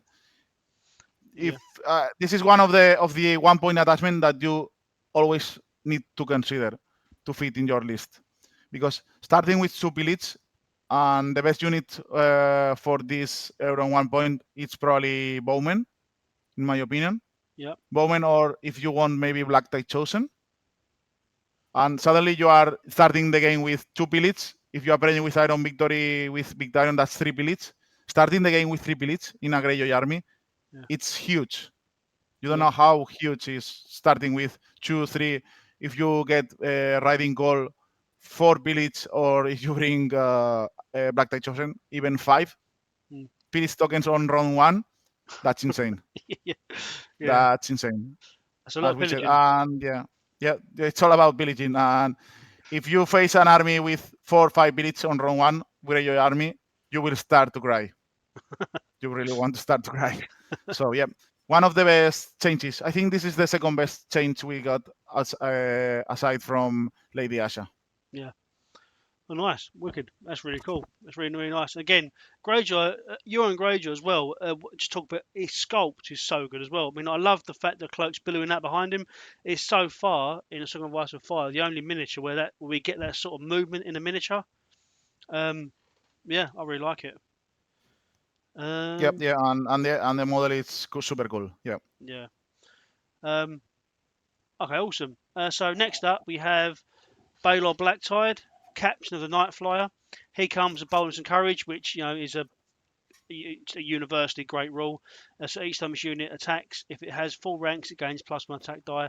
Otherwise, it's treated as having +1 rank for attack die. So again, for newer players, this will stack with the Raiders of the Iron Islands rule, where you get the pillage token. So effectively, if you've got two pillage tokens, you're getting +2 dice on full ranks, and they come with unyielding. This unit suffers -1 wound from failing panic tests for each of its destroyed ranks, and this is a 1 point attachment. Then we have Mokoro, Slave of Relaunch. So he comes with the Order Insight. When this unit is performing a melee attack before rolling attack dice, this attack gains Vicious and rolls its highest attack die value. And Supply Aid, which is again another order, start of a friendly turn. This unit suffers up to 3 wounds. Restore 1 plus that many wounds to one other friendly unit in long range.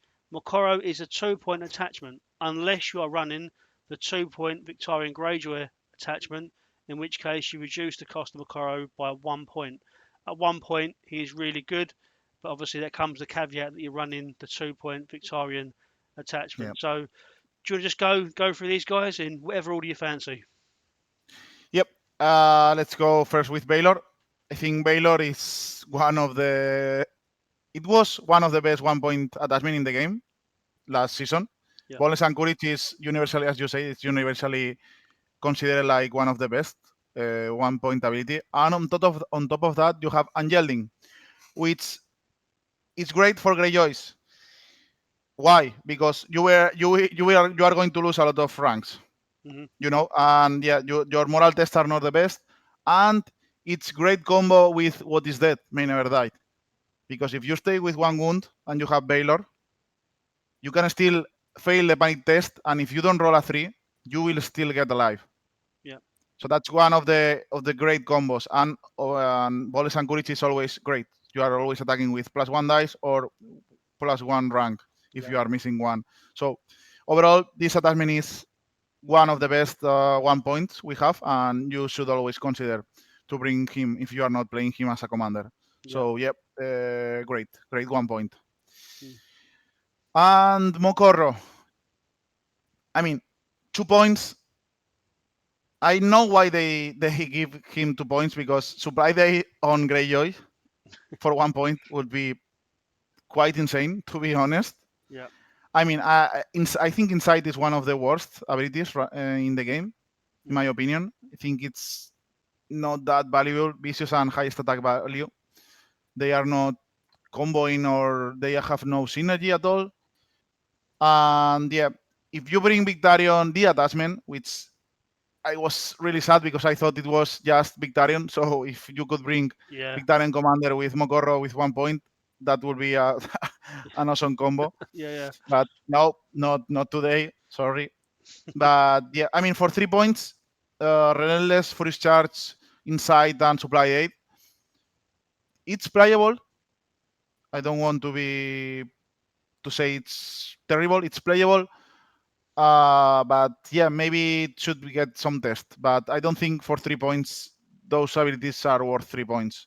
Yeah. And if you want to play Mokorro alone for 2 points, as we mentioned, these two abilities are not worth 2 points. Yeah. Only supply A is worth 1 point in my opinion. But yeah, with all Greyjoy healings, maybe this attachment is like too much for Yeah. this point cost. So that's how I feel. And Mokorro NCU, it's awesome. So Yeah. yeah, you have the choice. So yeah, I mean, yeah, I think they try to make him playable, which I agree. I mean, it's playable. Yeah. Yeah, I think you're right because I was the same when I first read it. I didn't read the bit about it being Marshall and Victory, and I thought, oh man, it'd be amazing. I can run Victarion Commander, and I'm definitely gonna be running Makoro for 1 point. Just I think it'd be great a little combo, but they obviously got called out and it was wrong, which is a shame because I think that what they're trying to do is they're trying to make it a fluffing and make it because obviously in the stories Makoro and Victarion are really close, and it's I get why they're doing that, but then also when Makoro meets Victarion. Victorian is also commanding a fleet, so it would have been really nice from a fluff perspective for him to be Yeah. able to be 1 point in a thing. But I get it for 1 point. He's probably a little bit too powerful in a in a Victorian commanding army. Um, but yeah, as you say, it's playable. Baylor Blacktide's always been on the tabletop, both as a commander and attachment. So we'll just continue to see that happening. Okay, cool. So that's attachments done. So obviously season 6 has been good to Greyjoy attachments. We're going to get into commanders. So what we're going to do here, Mikel, is we're going to go through them. On screen we have the commander card and we have the free smaller version of the tactic cards. We're not going to go over the tactic cards in too much detail, but feel free to allude to them and reference them when we talk about it, because I'm going to get you back and we're going to talk over all the tactics decks in one and a whole episode on its own, because I think it'd be really nice for people for us to deep dive into the tactics deck. So what we're going to Hmm. do, we're going to go through the commanders. I'm going to ask you what their play style is and how you find them as a commander, and then yeah, we'll get some Yep. Okay. ultimate So feedback. let's go fast. Yep. Yeah, cool. Okay. So Balon Greyjoy Commander. Did you know you have Balon Greyjoy as a commander? Wait, hold on. Wait, he's more than just an NCU. Because some people ask me if there was a mistake on Asoyaf Stats or your War Council application, because they see that Balon could go as commander, and people were confused. Yeah, Oh boy. I yeah, mean, he is not bad. Okay. Obviously, he's not the best commander. yeah, So, but Fueled by Slaughter is nice. It's super nice for Greyjoys, yeah, and the Kraken's View, it's somehow okish. I mean, yeah, it's fine, okay. And the three cards Balon brings to the table, they are not bad. They Yeah. are not amazing. They are good, good above average, if I say. I think his playstyle is he's like a defensive commander with Pillage generation on his own, which is good for Greyjoy army. Yeah. And I think he is like slow, defensive, grindy commander. I think that's his playstyle. Yeah, I think he deserves a chance, right? Yeah. Yeah. That's how I feel about Balon. I will try some list with Balon. I mean, I have not played him since Balon rework NCU, Yeah. and I think he has some good play right now. Yeah. Yeah. I don't want you to not play him. At least try it once, please. Yeah. He Yeah. deserves it. Yeah. I mean, I play him quite a bit as a commander, just to stop me from taking him as NCU, which I know isn't the competitive way of doing it because his NCU is so good, and we'll get to that eventually. But like, I really enjoy him as a commander. I do play him in Ironmakers mostly is where I play with him, and I try to get the most out of his free cards. Kraken's Jews though just seems to be a rule that I always forget exists. I always just forget that it's there, um, which is more me as a player really than anything else. I need to get my head into that a bit more. But Balon's a great character, but his NCU is amazing. I just think the fact of the matter is that his NCU just washes this away. But as you say, if you're getting into the game, if Greyjoy is your thing, you're going to want to play Balon as a commander in the same way as Starks want to play Eddard and Lancers want to play Tywin. They're not the most competitive choices, but get stuck into Hmm. it, play it, have fun. That's what it's about. Yep. Yeah. 100%. Next up, we have Asha Greyjoy Commander. So she comes with boisterous charisma as an innate ability. So each time a unit passes a panic test, target one enemy unit in short range, they become vulnerable or panicked. She comes with Iron Resolve that we already discussed. And she comes with stubborn tenacity. Each time a unit passes a panic test, one enemy they engage with suffers one wound. So in days past, Asha used to be a really top meta pick for Greyjoys. Yep. Where does she sit now, Mikel? Yep. After the Boisterous Charisma nerfs, sad noises. Yeah, And now with the new Lady Greyjoy attachment version, I think Asha is not anymore like a competitive commander pick. yeah, I mean, her playstyle is it's more about panic test and panic resistance. hmm Her three cards are, I think they are probably the worst three cards we had in our commander picks yeah, because they are they are they are not even good. I mean, they are okay at best. yeah, His commander attachment is okay, three abilities. They are quite good. But yeah, as we said, this his playstyle is also very grindy, moral test focus, and I think Greyjoy right now it's not what you want to play against the all the other factions, and Asha does not give you anything that makes you withstand, you know. yeah, And yeah. that's why I feel a little bit sad because Asha was so popular back in the days, like season 2 and season 3, hmm and they did dirty to her and they did not give any love. So yeah, that's how I feel about Asha. But yeah, of course, just give her a try. She's okay. Yeah. Not exciting to play, but she's okay. I mean, Yeah. nothing much to say about Asha, unluckily. Yeah. So can I ask you a question then based on season six changes because I've discussed it with another guest as well. Is that Hmm. Warcry dropping down to one token, but ambush going up to three tokens? Do you think that there's a chance in the future we might see this go back to what it was, go back to the two tokens? Warcry. Yeah. I mean, I think a Warcry card should be always two tokens. hmm That's my thought. Yeah. And this Warcry card is the worst Warcry card because all the other Warcry commander cards got better because you only get two tokens if it's Asha commander, and the other commanders it's like Unsullied, for example, for Marcellen, you can get two tokens. Yeah. But I don't think Warcry as an order will get back to two tokens. I think it was too much, to Yeah. be honest. Okay, fair enough. Maybe they want to rework it or do something else, or maybe if Warcry could put you choose between all three tokens, Yeah, maybe it will be a nice change. So yeah, you could consider the ability. Maybe if you could choose between the three tokens, but as it is right now, I don't think it's worthwhile. Yeah. yeah, fair enough. Cool. Okay, well let's get on to the epitome of Greyjoy. So Victarion Commander, the Iron Captain. So he comes with the order Overrun. When this unit surges fourth, instead of surging fourth, this unit performs one charge or march action. He comes with Furious Charge, which we've already discussed, and he comes with Innate Vicious. So he just gives the units a Vicious.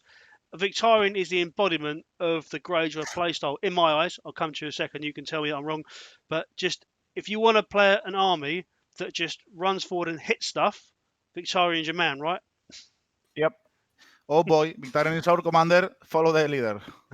Yeah, I mean, he's he was the best commander in season 5. yeah, Right now with the assault orders nerf, which to be honest is our assault order is one of the most nerfed assault orders yeah, because we are not blood riders. We are losing like 2 or 3 dice at yeah, last rank, and that's impactful for yeah, us. Even though we got a sustain assault buff, which is nice, yeah, and Victarion still comes with overrun, Furious Charge, and Vicious, which is a great package. yeah, So if you want to go unga bunga, as I said, and play full aggression, no breaks, non-stop, go kill, get wipe or wipe out, yep, yeah, this is your commander, yeah, and it's super fun to play, to be honest. yeah. Victorian Commander is the guy that asks, "What is a game mode?" Yeah, yeah, that's it. If you check the invitational final, that's how it went. It was Drogo against Victarion, and we didn't even know which game we were playing. It was army against army, and we don't care about the game mode, to be honest. Yeah, yeah, but for new players though, if you bought the Greyjoy starter set, Victorian is in the Greyjoy starter set. He's a great fun commander to play, and people like Mikel that run him at a high competitive level. When you get to really understand the nuances of it, you know he really is a great commander as well. But for a brand new player just getting into the game, run Victarion. You can have a great time just smashing stuff up, um, and grab Balon into you as well, just in case it goes wrong. Yep, 100%. Next up, we have Victarion's brother, Euron Greyjoy. So we have the order, so Discord. So start of any turn, target one enemy in long range. They suffer one morale test with -1 to their roll for each of their destroyed ranks. On a failure, they lose all abilities until the end of the round. It also comes with intimidating presence. So enemies engaged with units suffer -1 to morale test rolls and +1 wound from failing panic tests. Um, when we get to tactic deck later on another episode, we're gonna get because he's got some really cool quirky tactic cards. But just as a commander, Mikel, what's his play style and are you running him? What you getting from him? Yeah, I think Euron is my most beloved commander Yeah, because I love his playstyle. It's kind of controlish moral and movement as well because he has Cunning Ploy, which is one of the best movement cards in the game, yeah, it really is. and it brings you so many tools to fight other factions. On top of that, with devious methods, you can steal cards, which is unique. Yeah, Have you seen uh, Greyjoy Friedman? Because I played a lot with Greyjoy Friedman and all seasons with Endless Horde. I had to bring my own freefall riders when I was playing Euron because, of course, you are not going to ask for your opponent to give you one free folk rider unit. yeah, And yeah, it was amazing. You cannot do that anymore, but you can still do with Freeman. yeah, And yeah, intimidated present and so Discord is such a great combo. hmm And yeah, his character is cool. In the books, he's super cool. Not so much in the TV in show. the series. Yeah, Yeah, but yeah, overall, I think he has such a unique playstyle for Greyjoys. That's why I love him so much. yeah, And 100%, please try it and play with him. yeah. He's amazing. It's it's different for a faction so aggressive to play with Euron. Yeah. He's a really fun commander. There's a lot of thinking involved. I do find myself getting a headache when I play him because I'm trying to work out what I've got in my hand and what the opponent's got. But he's really nice, and it's a really individual commander for Greyjoy. We don't see anything really like him anywhere else, and I think it really it portrays him perfectly from the books, and just a crazy madman that just it's all about smoke and mirrors. Um, cool. Next up, we have Theon Greyjoy, Prince of Winterfell. So he comes with ambush. So enemies that this unit successfully charge in the flank or rear become panicked, vulnerable, and weakened, which is the new version of ambush. He comes with enhanced mobility. So this unit gains +1 movement and may pivot before marching. Bearing in mind that Greyjoy have got a lot of 6-inch movement stuff, so that becomes mega. And also the Order Sentinel, which we've seen at one point, Asha attachment. So Theon Greyjoy, Mikel, what's his sort of play style, and is Sentinel making him take you over other commanders? Yeah, I think Theon is one of the funniest commander we can play. Yeah, Because movement, as I said, I think movement is one of the best thing in the game. I think it's the most important thing in the game. And Theon is really the movement commander in Greyjoys. And his mobility, it's huge, alongside with Sentinel and the new ambush, which is nuts, yeah, putting 3 tokens. And on top of that, the cards also bring diversion tactic. It's movement, stack exposure. It's like winter is coming. yeah, And opportunity is great for Theon unit. I think Theon, it's a great and fun playstyle. I don't think he's that much competitive mhm, in competitive play, but you can make him do a lot of work. And yeah, just if you want just have fun with movement and shenanigans tricks like that, play Theon 100%. It's so fun to march 14 or Sentinel 7 and then try to charge yeah, diversion tactics, and yeah, play with maybe with the second sentinel with Lady Asha. Now you have double sentinel in your army, and you are starting to rush to the enemy. And yeah, mm, that's great. It's a great play style and super risky and like a glass cannon play style, but yeah, yeah. worth to try 100%. So just so a question to you then: do you feel that there is a list out there that could be a very competitive Theon list, or do you think that he hasn't really found that groove yet? I think he has potential. Yeah, It depends on how the meta sets up, because now it's everything's new and people is just trying new things. And with the attachment, the for free attachment, the variety of lists has been it's it has never been so wide. mm, So now you cannot think about like 2 3 lists per faction, which I mean, okay, this faction is going to play, for example, Caldrogon, Mother of Dragon, and maybe these 3 4 units. But now with all the attachment you can get, even 5 point units that were not played, they are playable. So it depends on how the meta evolve and how good your Theon list is going to be. yeah. So I think it has potential. I'm curious, and I will definitely try, give it a try, 100%. Do you think there's a good combo with Theon Commander and the Reaver Captain with Sentinel and Ambush? Yep, yep. Yeah. Okay. The Theon unit will go will go just speed, and if you get ambush with Theon like in a 5 point in a 5+ movement or 6+, which becomes 7+, Mm, with uh with enhanced mobility, you can just outflank and march through all the enemies, or just if they pivot to you, you can just go away. yeah. So yeah, 100% viable. And Awesome. yeah, interesting. I'm really interested in Theon Greyjoy lists. Awesome. Cool. Okay. Well, we've spoken about mobility. Now let's talk about immobility. Eric Ironmaker, Anvil-Breaker, the man that sits in the chair on a battlefield. So he comes with the order, divide the spoils. We've already seen it. I'm not going to go over it again. We know what it does. He also comes with the gifts of silver and bronze. Each time a friendly issue claims bags, if this unit is a House Greyjoy unit, it gains +1. It gains a +1 pillage token. Um, Eric Ironmaker. I've not had a chance to really play him. I've played him a couple of times and never really super competitively. Um, Is he a competitive commander? What does he do? I think he's the definition of defensive commander, Yeah, 100%.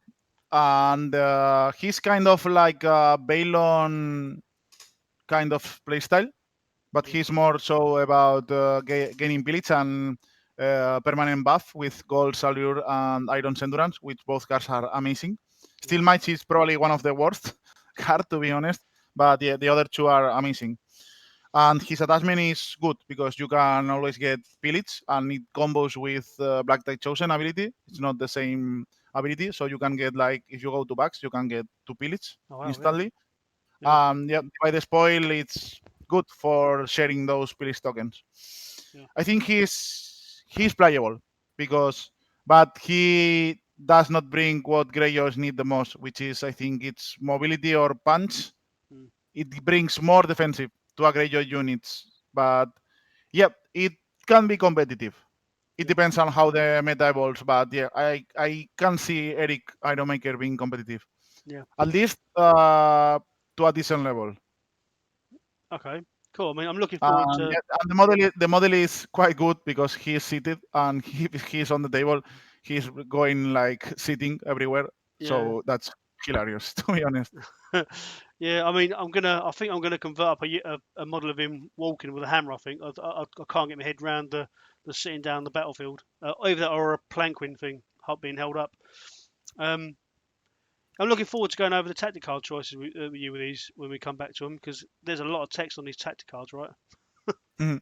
Yeah, you need to read. um, Next up, we have Balor Blacktyde, Lord of Blacktyde. So he comes with the innate ability to the last. Place 2 heart tokens on this card at the start of the game. Each time this unit would be destroyed, remove 1 heart token from this card. It makes 1 morale test. On a success, this unit is not destroyed but remains in play with 1 wound. And he comes with Harden. So each time an enemy is performing an attack on this unit, after rolling defense dice, this unit blocks 1 hit for each of its destroyed ranks. Balor we see quite a lot on in the competitive scene. Do you want to sort of talk us through why? Yep. Yeah. Balon is super solid.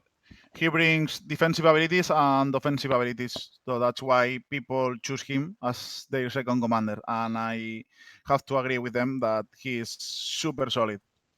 Lash Mm, Out, Black Time Resentment, and Black Time Commission are great, good cards. yeah, And his attachment is super good to the last on Greyjoy units plus Hardened, makes him super sturdy and defensive. And yeah, I think he's the perfect choice between offense and defense. That's why he's super popular. And yeah, I can see him being one of the two commanders you bring in a competitive list. So yeah, worth a try. And yeah, Baylor can be again or competitive commander in two list format. Yeah, one of two of them, yeah, in my opinion. I'm yeah, not I'm not that fancy with him. I don't know why. I think he's super popular, and I feel like I don't like to play popular commanders. yeah, That's why I try to play maybe Euron and make him work. But yeah, if you want something solid and reliable, I think Baylor is one of the best commanders we have right now. yeah, yeah. I think that was always the point of stats. Carl always says about it, doesn't he? He says the point of stats is to be able to see what isn't performing well and give yourself a challenge. So that's what you've just said there is absolutely spot on. I've always found myself trying to play the lesser commanders than try and get them to work rather than play what's working for everyone else. So if newer players are listening to this, there's definitely something you should consider. Sign up to stats and check out some of the commanders and play some of the less effective commanders. And you know, come in 5 or 6 years' time, hopefully we'll be talking to you on the channel and discussing about why you know these commanders were great. Yep. Um, okay, cool. Next up, we have Dagmar Cleftjaw Commander, Master at Arms. We discussed a little bit of these changes when the last patch came out. Yeah. We were a bit sad about it. Yeah. But it comes with martial training. The first time we see it in Greyjoy's order. When this unit is performing a melee attack before rolling attack dice, this attack may re-roll any attack dice and the defender becomes vulnerable. Really nice solid ability. And gang up, which we've already seen on Asha. Um, Dagmar Cleftjaw, Mikel, are we feeling happier about him now? Or are we still feeling a little bit sad? We are still making sad noises. Oh boy. I mean, his attachment commander is great. Martial training and Angap are great abilities, to be honest. Yeah, But yeah, the Iron Envy change and coordination tactic lost yeah, was too much, in my opinion, yeah, for me. Knowledge Paid in Iron is still a great card, but the other two cards are not so good, to be honest. yeah, And yeah, I think he lost his identity, right? yeah, In a sense that coordination tactics was amazing in yeah, Greyjoys, and it made him unique. Right now, I think he's like a hybrid between offensive and maybe some control and pillage generation, yeah, but he's not excelling at neither of them of those play styles. So that's why I think he's mediocre at best, in my opinion. yeah, And his 1 point attachment with Battlescar, it's amazing. So I don't see a world where Dagmer will become a competitive commander in this regard. So yep, yeah. that's what my feelings are about him. Yeah, what I really liked because coordination tactics really made it. We're not going to dwell too much on it because it's changed and we can't change it back. But it really made him really good because it made him quite a mentally challenging commander to use. Because getting those combo abilities between the coordination tactics was always a lot of fun, especially in Greyjoys. 'Cause we obviously we've seen it for years in Free Folk, but then having it in Greyjoys to really pull some of his other abilities around was just so much fun. Um, Yeah. yeah. Okay, cool. Well, that's the end of the commanders. We're now going to the NCUs. So on screen now, we have Roger Harlaw, the Reaper, scholar among raiders. Roger begins the game with 2 order tokens. At the start of any turn, you may remove 1 order token from Roderick. If you do, place any number of tactic cards from your hand to the side. Then draw 1 plus that many cards. Shuffle the cards you set aside into your tactics deck. 4 points. 4 points, Aaron Greyjoy, the Damp Hair. Rise again, harder and stronger. Aaron may only influence Greyjoy units. His influence ability is, while influencing a unit, when that unit performs an action, before resolving the action, it restores 1 wound. Each time it destroys an enemy rank with a melee attack, it restores another wound for 4 points. And then Balon Greyjoy, King of Salt and Rock, 6 points now. Rise again, blade in hand. Once per game, when Balon activates, instead of claiming a zone, deploy 1 previously destroyed House Greyjoy combat unit fully within long range of a friendly deployment edge or fully within short range of any flank table edge. It deploys without any pillage tokens it previously had. If the unit had not activated this round, it deploys unactivated. Otherwise, it deploys activated. That was a lot of reading. Um, Yeah. so I'll give you my opinion on them quickly, and then I'll hand over Yeah. to you. So for me, Roger Harlaw, I don't know how you feel about it, but for me, he's one of the best 4 point NCUs. If I had him in any other army, I would take him as an NCU because he just allows you to dock to your deck early in the game to, take letters. So you've got 5 cards in your hand, put 5 down, draw 6, discard 1, but you've got a whole new hand, and the cards go back into the deck, get shuffled back in. So you don't lose them. You can just get them back later on. I think that's a really good NCU, and I struggle to not use him. Um, Aaron, Yep. yeah, so Yeah. go on, Let go me on, you just, go. I will just add because you are 100% right. I was reluctant to play him, but the moment you start playing like commanders that you really need the cards at Yeah, the right timing, he's probably the best 4 point NCU in this regard. yeah, And yeah, Greyjoy NCUs are all pretty good, and it's always hard to choose between all of them. yeah. But yeah, Roderick Harlow is definitely one of the top 3 Greyjoy NCUs in my opinion. So yeah, I 100% agree with you. Yeah. Especially, I mean, it's a little bit different now, but when we had assault orders in the deck, it was just to make Yeah. sure we had that early on.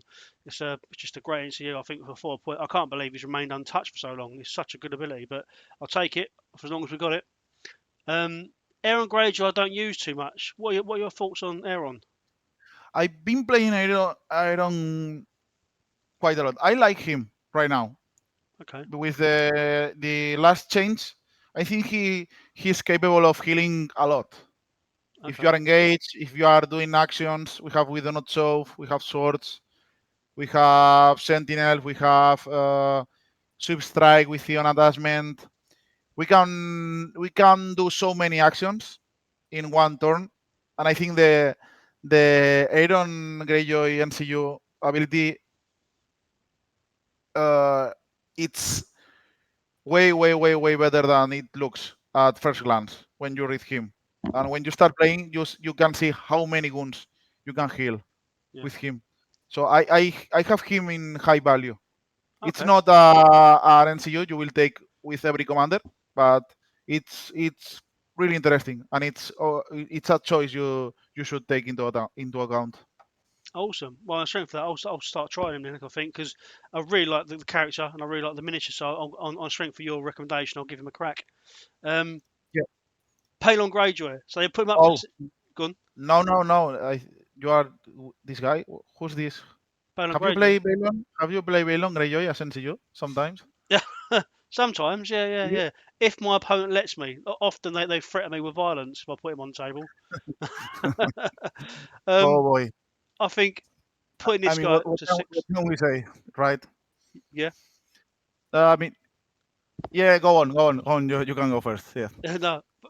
For me, that they needed to do something to Balon. I don't feel like I feel like you can play around him. I don't think he's as broken as perhaps people think he is, but Yeah. he is very powerful. I think there was loads of options they could have gone for to change him up a little bit. But I think putting him up to 6 points and then giving us 4 points of attachments probably doesn't solve the problem. For 6 points, I'm probably still taking him. Yeah. I mean, the point increase is huge. Don't get me wrong.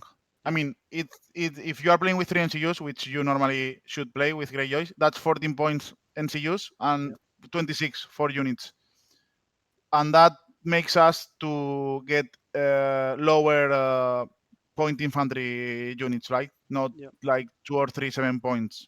And you need to think about it. And the list building change if you bring Balon or not. That's why I think at 6 points you can also play without Balon. So you are like saving those 2 points and making different lists. yeah, That's one thing that I like about him.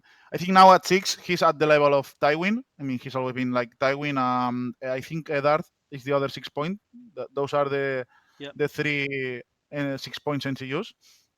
yeah, And yeah, I mean, he is the king of the Sultan Rock. He is the face of the faction. I think he's what represents the faction the most. And yeah, bringing back a unit which is some. I mean, it's super powerful. I'm not. No, I don't want to lie or I know it's super strong, but yeah, that's a 6 point NCU. And without Balon, I think the faction will struggle a lot. yeah, Now that is 6 points and we have those 4 points attachment that helps to mitigate not using Balon. I think it's a good starting change. If they will not change that much, I think starting with this change is good for us, and it will make us will give us room to explore with other three NCUs and not bringing Balon. So we have more points on table. You know what I mean? yeah, And I think in two list format, maybe one with will come with Balon and one without Balon. And I think that's a good and a positive change for Greyjoy players and Greyjoy opponents, to be honest. yeah, That's my feeling about Balon. I think people do not realize how huge is the increasing 1 point in Balon, even though you got four 3 points attachment. yeah, And I think people should realize that the point increase is huge, and the all other factions got also 4 3 points attachment. yeah, And Greyjoy were one of the factions that was already paying for his attachments. mhm, So we have to take everything into account. yeah, So yeah, I think it was a good change, good yeah. nerf. That's not something I really thought about prior to this conversation. Is that you now if you run a free NCU list, which you should be, as you say, with three 4 point NCUs, Yeah. actually that's a big spend now. The extra 2 points to get Balon. Yep, that's 28 points on board units. and yeah, you can make really good units with those 28 points plus points on attachment. If you go back to 26, Mhm. it changes your list quite a lot. Mm. And you should, and you can also play with some neutrals if you are not playing with Balon, because you know you are not bringing them back. If they kill the your neutral unit first, Yeah, playing with Balon, you are essentially losing one unit, yeah, and you are playing with a 6-point NCU, which is not doing anything until something dies. yeah, So everything needs to be checked yeah, before saying that this is OP or he's too strong. And you know from the beginning of the game that this can happen. So yeah, it's also the your opponent's way of play that needs to change or to adapt. So it's not everything so perfect and so hard to play against Balon. yeah, yeah, That's why I feel that change is it's fine yeah, for now. yeah, definitely. Yeah, yeah, yeah. So it's really nice. That's the positives of having these conversations with people that really understand the faction is they get that sort of nuances that I hadn't picked up on. So it's really cool to hear that side of it. Um, but yeah, yeah, yeah. So do you think you're going to be running lists without Balon now? Yep. Awesome. I am testing list without Balon, and I'm having fun without him, to be honest. Did you And know there's a I mean, commander version? yep. And I will. I still have not tried the new season 6 Balon Commander, but I will.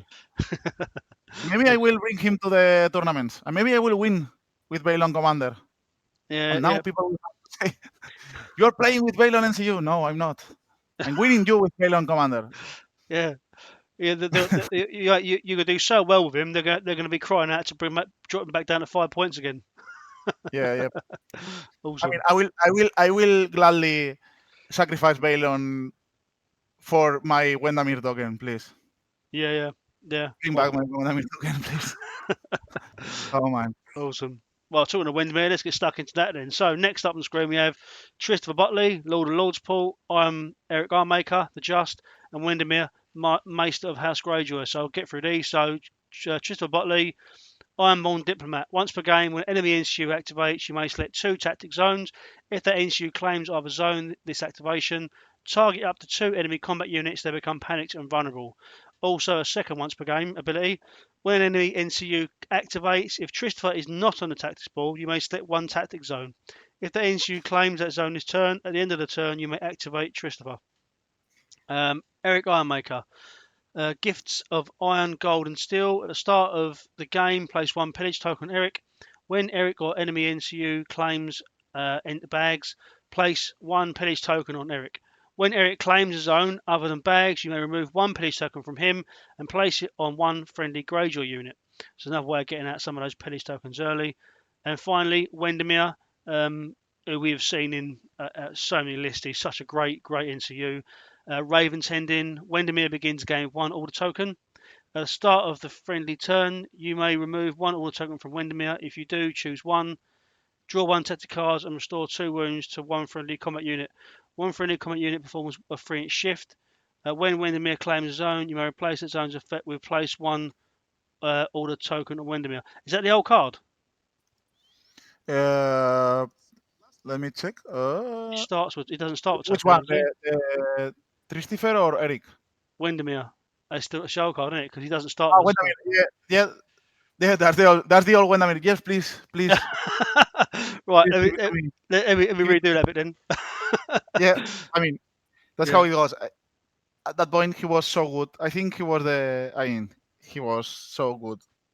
yeah, Right now, I still play him because I love him as an NCU. I think he's one of the best design NCUs, yeah, and on in Greyjoys yeah, in particular, he's so good.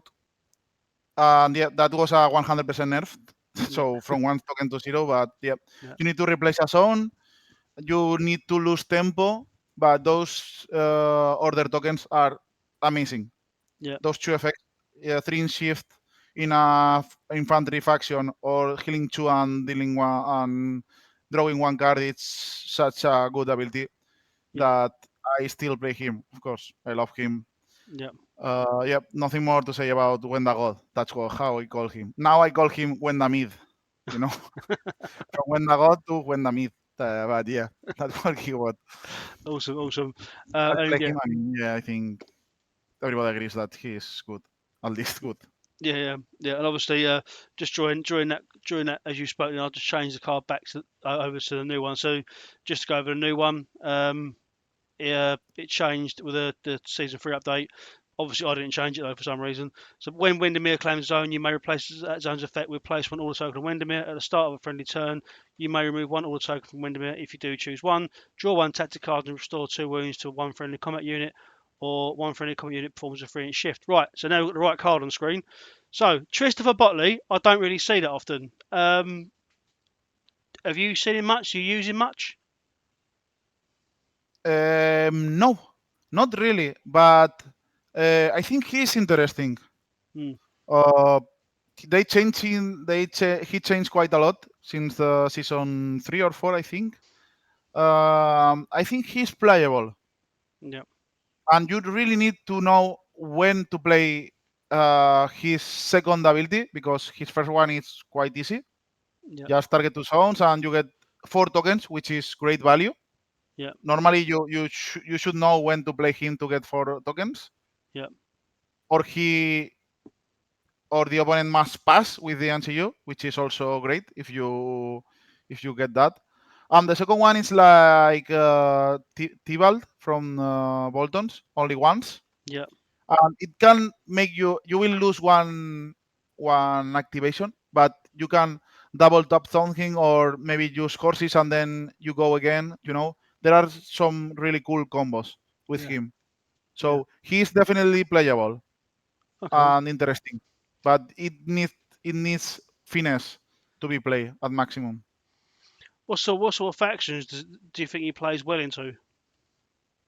I think he can play good against the NCU faction focused, Yeah, like Martells, Lannisters, maybe Baratheons. yeah, So you can maybe uh, abuse that NCU dependence, right? yeah, yeah, yeah, yeah, But he's interesting. He's interesting. yeah. Definitely, definitely. Eric Ironmaker, we used to see quite a lot on the tabletop. Are we still seeing him? Uh, I mean, I don't know why they kind of changed him and nerfed. In my opinion, he Yeah, was nerfed because weird. he started with 2 pillage. Now he started with one. I mean, okay, I guess. But now, if you want to get pillage, the enemy needs to claim backs, and if you claim backs with Eric, you cannot put a token on your units. Why?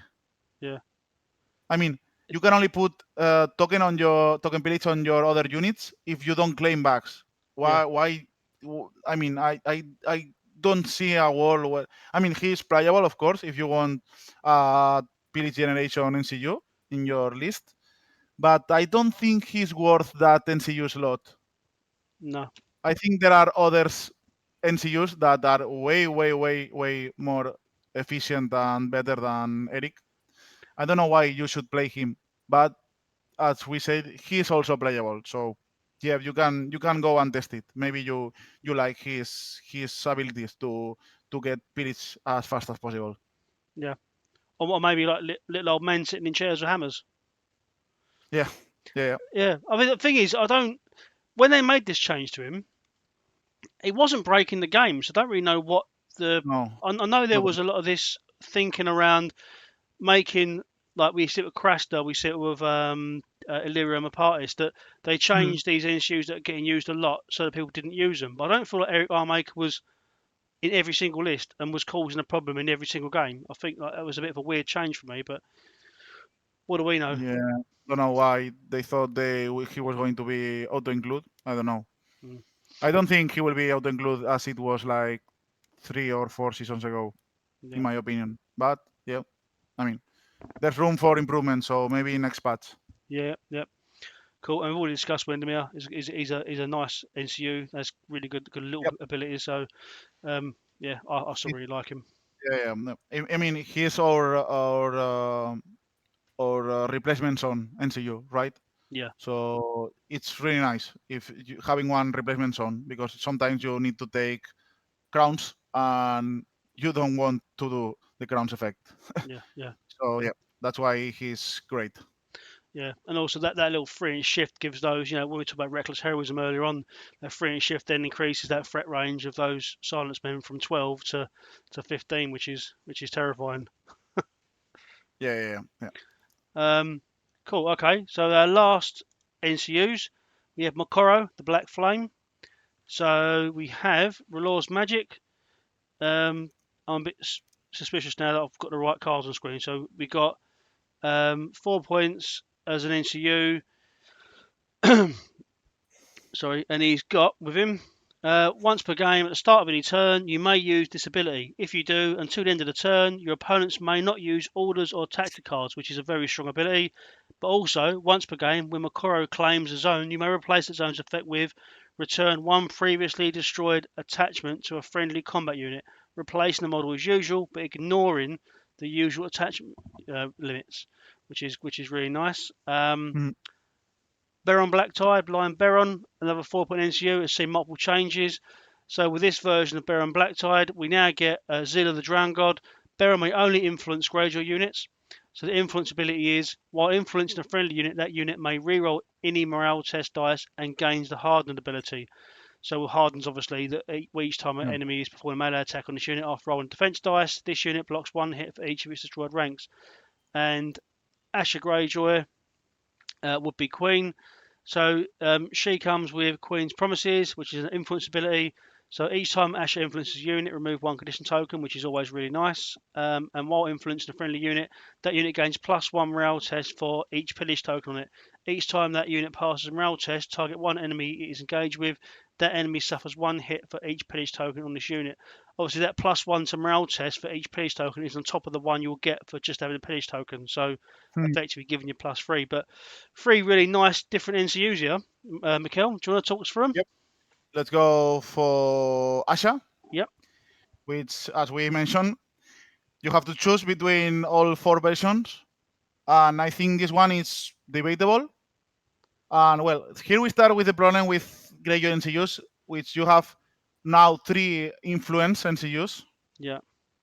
which you need first to claim a zone, and then put the influence in one unit. So it's not, if you have one NCU with influence, you should not play with two, Yeah. because or you will have to play with a third NCU, which should be your pass NCU. That's that's the first with those influence. Having one is great, but more than one, it's not so great. Hmm. And then I think Asha NCU it's really good influence. Removing a condition token is always great.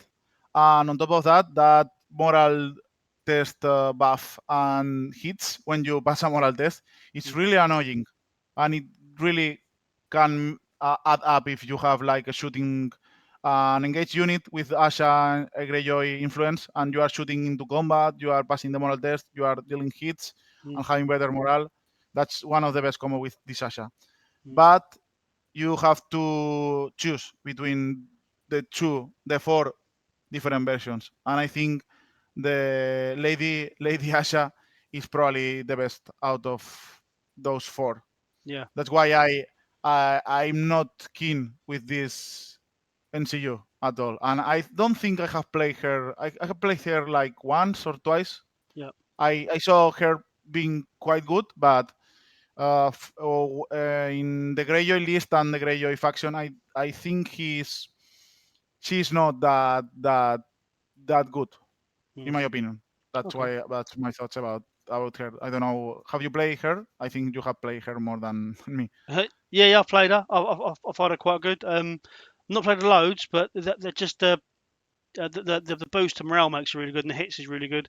Um, if I'm honest, I haven't played since the Asha Greyjoy, Lady Greyjoy, has dropped down to 1 point. So I think that Yeah. makes such a massive difference now because, as you say, and even more so after this conversation with yourself, that 1 point now to basically give you some sort of defense against Cav and manoeuvrability, I think this NCU has taken a hit definitely as a result of that. I like this Mhm. NCU. I just think that having some defense against cavalry is probably a better way to go with your Yeah, choice of Asha. yeah, and the same goes with Baron, right? Yeah, It's kind of similar. I don't like that they are quite similar because Baron helps you to reroll moral test, which is super good. Don't take me wrong, yeah, but the hardened ability is oakish, and you don't have hardened if you are full ranks. It's like you are paying for something that you are not going to use until you lose one rank, right? yeah. And yeah, I mean, the way he was before, he was like a resilience on stick, which was Amazing. insane to be. But it was 5 points. I Yeah, mean, it was amazing, but it's an NCU. You need, as we say, an influence. You need to claim a zone. There are some effects that make you lose ability, like intrigue and subterfuge. There are. You could play around him. You have to put it on a unit. The opponent can avoid that unit somehow. They can avoid that unit if you place Baron on a unit. Maybe you will shift into another unit and ignore that unit. yeah, There are ways to play around that, but as he's right now, I don't see a reason to play him before like the likes of Iron, Mokorro, Roderick, Wendamir, or Balon, of course. yeah, That's how I feel about Baron. yeah. And yeah, I mean, have you play with him? I think sometimes he's nice, but not worth the NCU slot, in my opinion. No, I agree with you. I think for 4 points, there are better NCUs. I think. I like what they're trying to do with him, but I don't think he's quite where he should be. I know Jacob Bailey plays him a lot in his lists, but for me, he isn't that much better than the other 4 point NCUs that we've got available to us to make me take him. He's playable. He's definitely playable, but I don't think he's. I think I Yeah, need. because Yeah, I think I need to play him some more to really have an opinion on it. If I'm honest. yeah, and finally, and not the finally and the last but not the least, Yeah, Mokorro. Mokorro was like the hidden gem we had, yeah, but Mokorro is the definition uh, of skill expression, in my opinion. skilling. He's Yeah, hard to use, hard to master, but when you learn how to play him and at the right time, he can really give you the game. 100%. That once per game ability that your opponent cannot play orders or tactic cards is such a good ability. yeah, I cannot tell you how many games I have won with this ability. It's insane.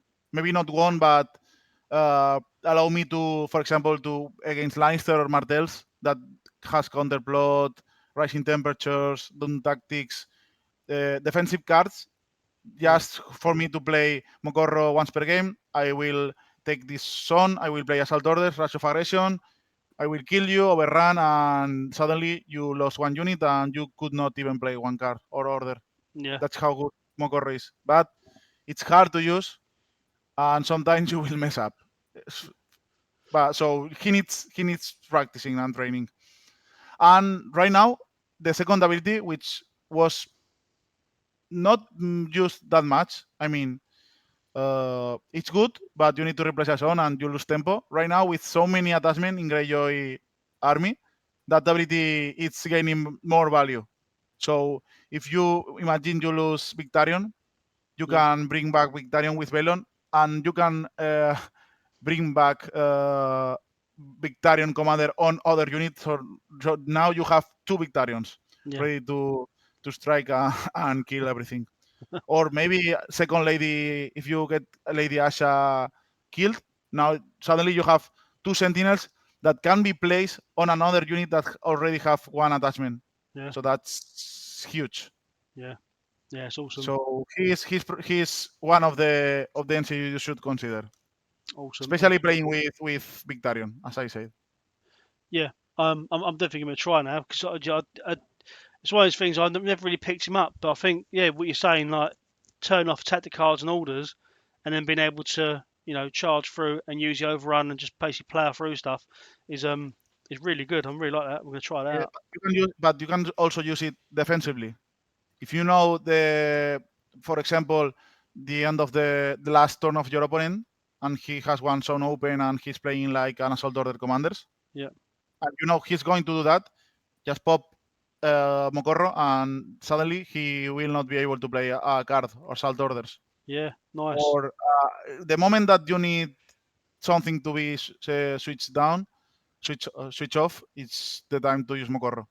Yeah, that's You awesome. can play it offensive, and that's the flexibility. You can do it offensively and defensively, and that's why he's so good.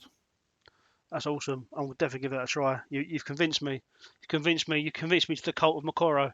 I'm glad I convinced you somehow to play Mokorro, and the model is super cool. So yeah. Yeah, definitely. Okay, cool. Well, that brings us to the end of the Greyjoys, Mikel. So just first of all, thank you so much for your time. I know we've been talking now for 2.5 hours. I know you've got to get away and do your stuff, but I really appreciate this chat. This has been on my cards, on my wish list to get you on the channel for quite some time now. So you having now become world champion seems at the perfect time to get you on to talk about Greyjoys. It's always been really cool to see how well you perform, especially when Greyjoys were deemed to be trashed here and you were absolutely smashing it with them. So that's great to sort of see that and really show that player skill does matter in this game. Yeah, that's it. So thank you for inviting me to review our beloved squids. And yep, and I'm glad to talk about the deck, as you said, in future podcasts. And yeah, it's always a pleasure to be here with you. That's awesome, man. Thank you very much. But just before I let you go, though, just your final thoughts. So, first question I want to ask you, because we haven't done a Season 6 update catch-up, but just quickly, do you think the restriction on neutral commanders, is it going to affect House Greyjoy? Not really. Okay. Cool. I mean, I was playing with Vargo on the Invitational, yeah, but I think it was my choice to play against Brotherhood without banners. Yeah. That's why I choose Vargo, but I only play him twice. Once against Brotherhood and the other against Targaryen. The other was full Victarion, Unga Bunga. Yeah, I think Greyjoy is one of the factions that will not cry about losing neutral commanders 100%. We have really great in faction commanders. Okay, cool. Okay then. All right. So then, last one before you go. So just if in 30 seconds, people are getting into the game. Why should they choose House Greyjoy? Okay, if you like cool models, like Viking style miniatures, if you like to melee combat and infantry blocks, healing and killing people, I think Greyjoy is your faction, 100%. Awesome. Okay. Well, again, Mikel, thank you so much for your time.